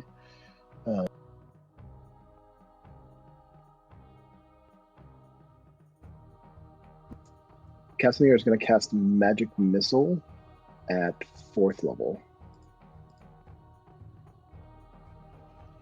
And he'll send, let's see, how many bolts is that? I don't even know. It's 3. 6. 6. Okay, so he'll send 2 to each one. Cool. It'll just be the first d4, which is a 3, so 4 per bolt. 8 on each of them. Yes. He'll kind of fling his hand into the air and kind of let them come down and like. Very nice. They all get pelted by 2 bolts apiece.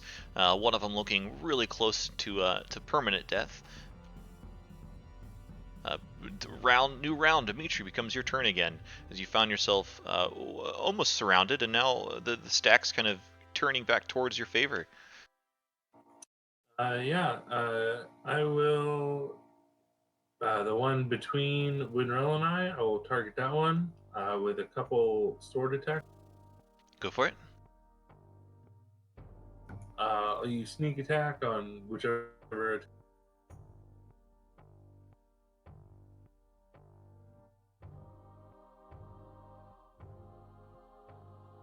Oh yeah, that's certainly a hit.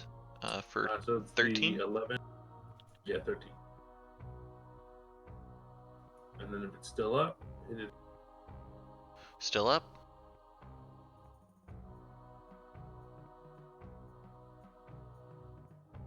Oof. Roll a fumble or a luck point. No, I'm not gonna use luck because that's just the sword. You rolled high enough. -1 to hit on your next turn, as you kind of maybe you slip on this like rotted vampire blood that's oozing out from the creatures all around you. All right. Is it next? So this next attack would be not -1. I was gonna do a bonus action, or would this one? It doesn't matter. We'll say next turn. So not this one. And then on the one behind me, over here, I'll take a offhand shot with.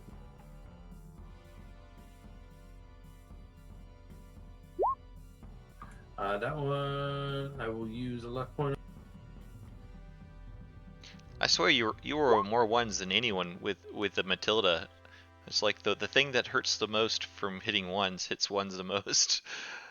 But it becomes a hit, and deals some pretty serious damage to this creature,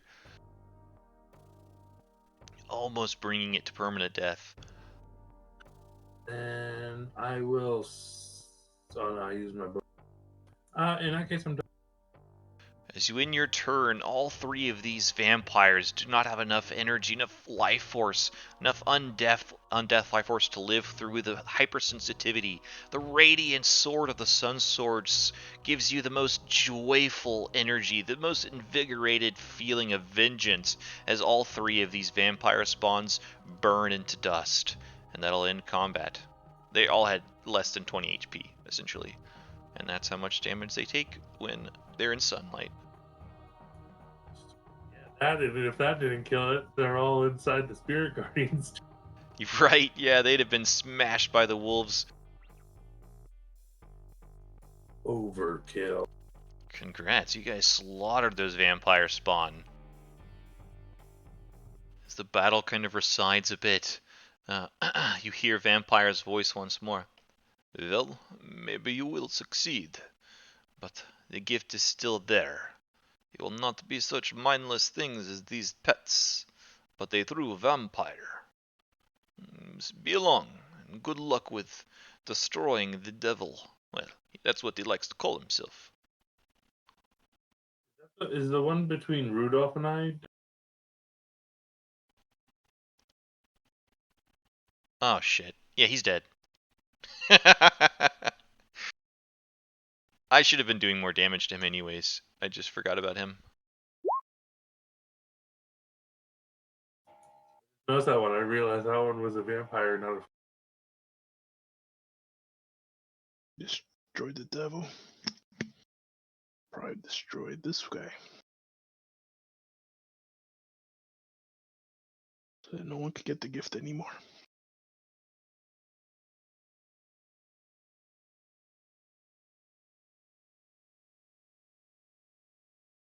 Wouldn't you all agree? Yes. What was the question? Oh, my. That before we destroy the devil's child, we should destroy a vampire before anyone else accepts this gift. I'm not sure I'm in a position to give my opinion, as she sort of holds up. I can get on with that. Be rid of all vampires if we destroy the source. We'd simply have to hunt the rest of them. How would we destroy it in this chamber? Free it and then try and do it, but then it's just a.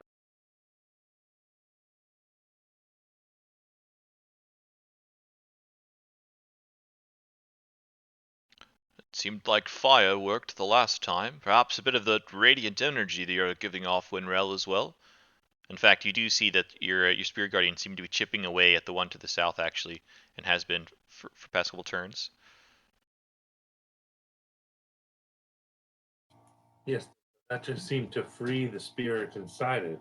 I don't think that actually destroyed.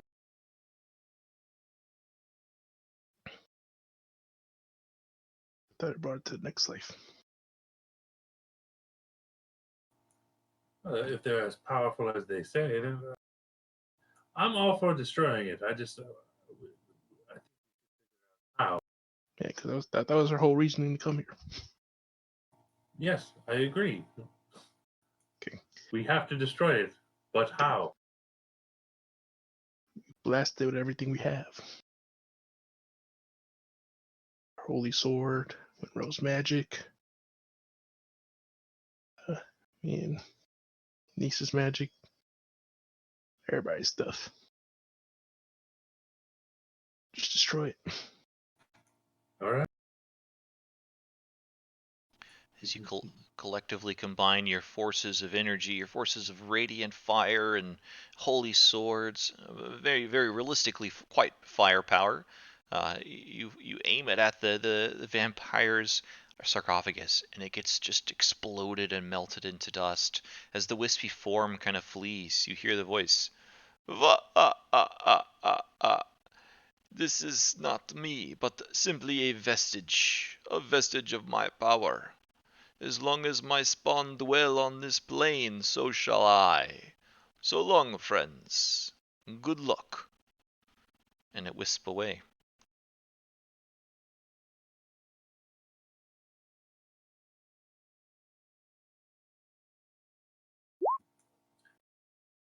Should probably continue searching just in case.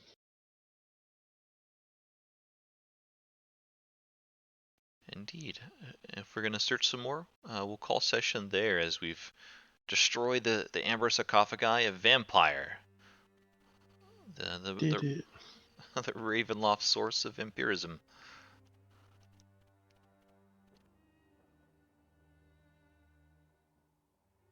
And for roleplay, collectively, I'm going to give you guys each 700 XP for your roleplay this session.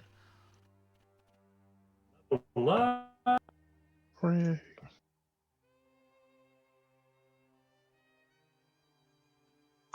Huzzah. 700? Yeah, 700 for roleplay each. Awesome. And did you guys catch all the XP I posted for different things in chat? Yeah. Yep. Cool. That was a pretty XP heavy session, actually. You guys did a lot and gained a lot.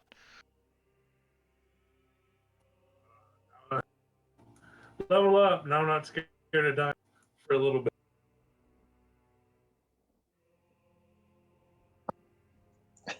Yeah, I'm quickly approaching that point. What's the next tier? Like 51,000. What level are you at? I'm 8, heading toward. Oh, you're 8 headed toward 9. I just hit 9, and to hit 9 you need 48. 48K. Oh, okay, yeah. So yeah, I just hit that point. I just broke 44 this session. So yeah, I'm in that. Oh God, don't die. It's don't die.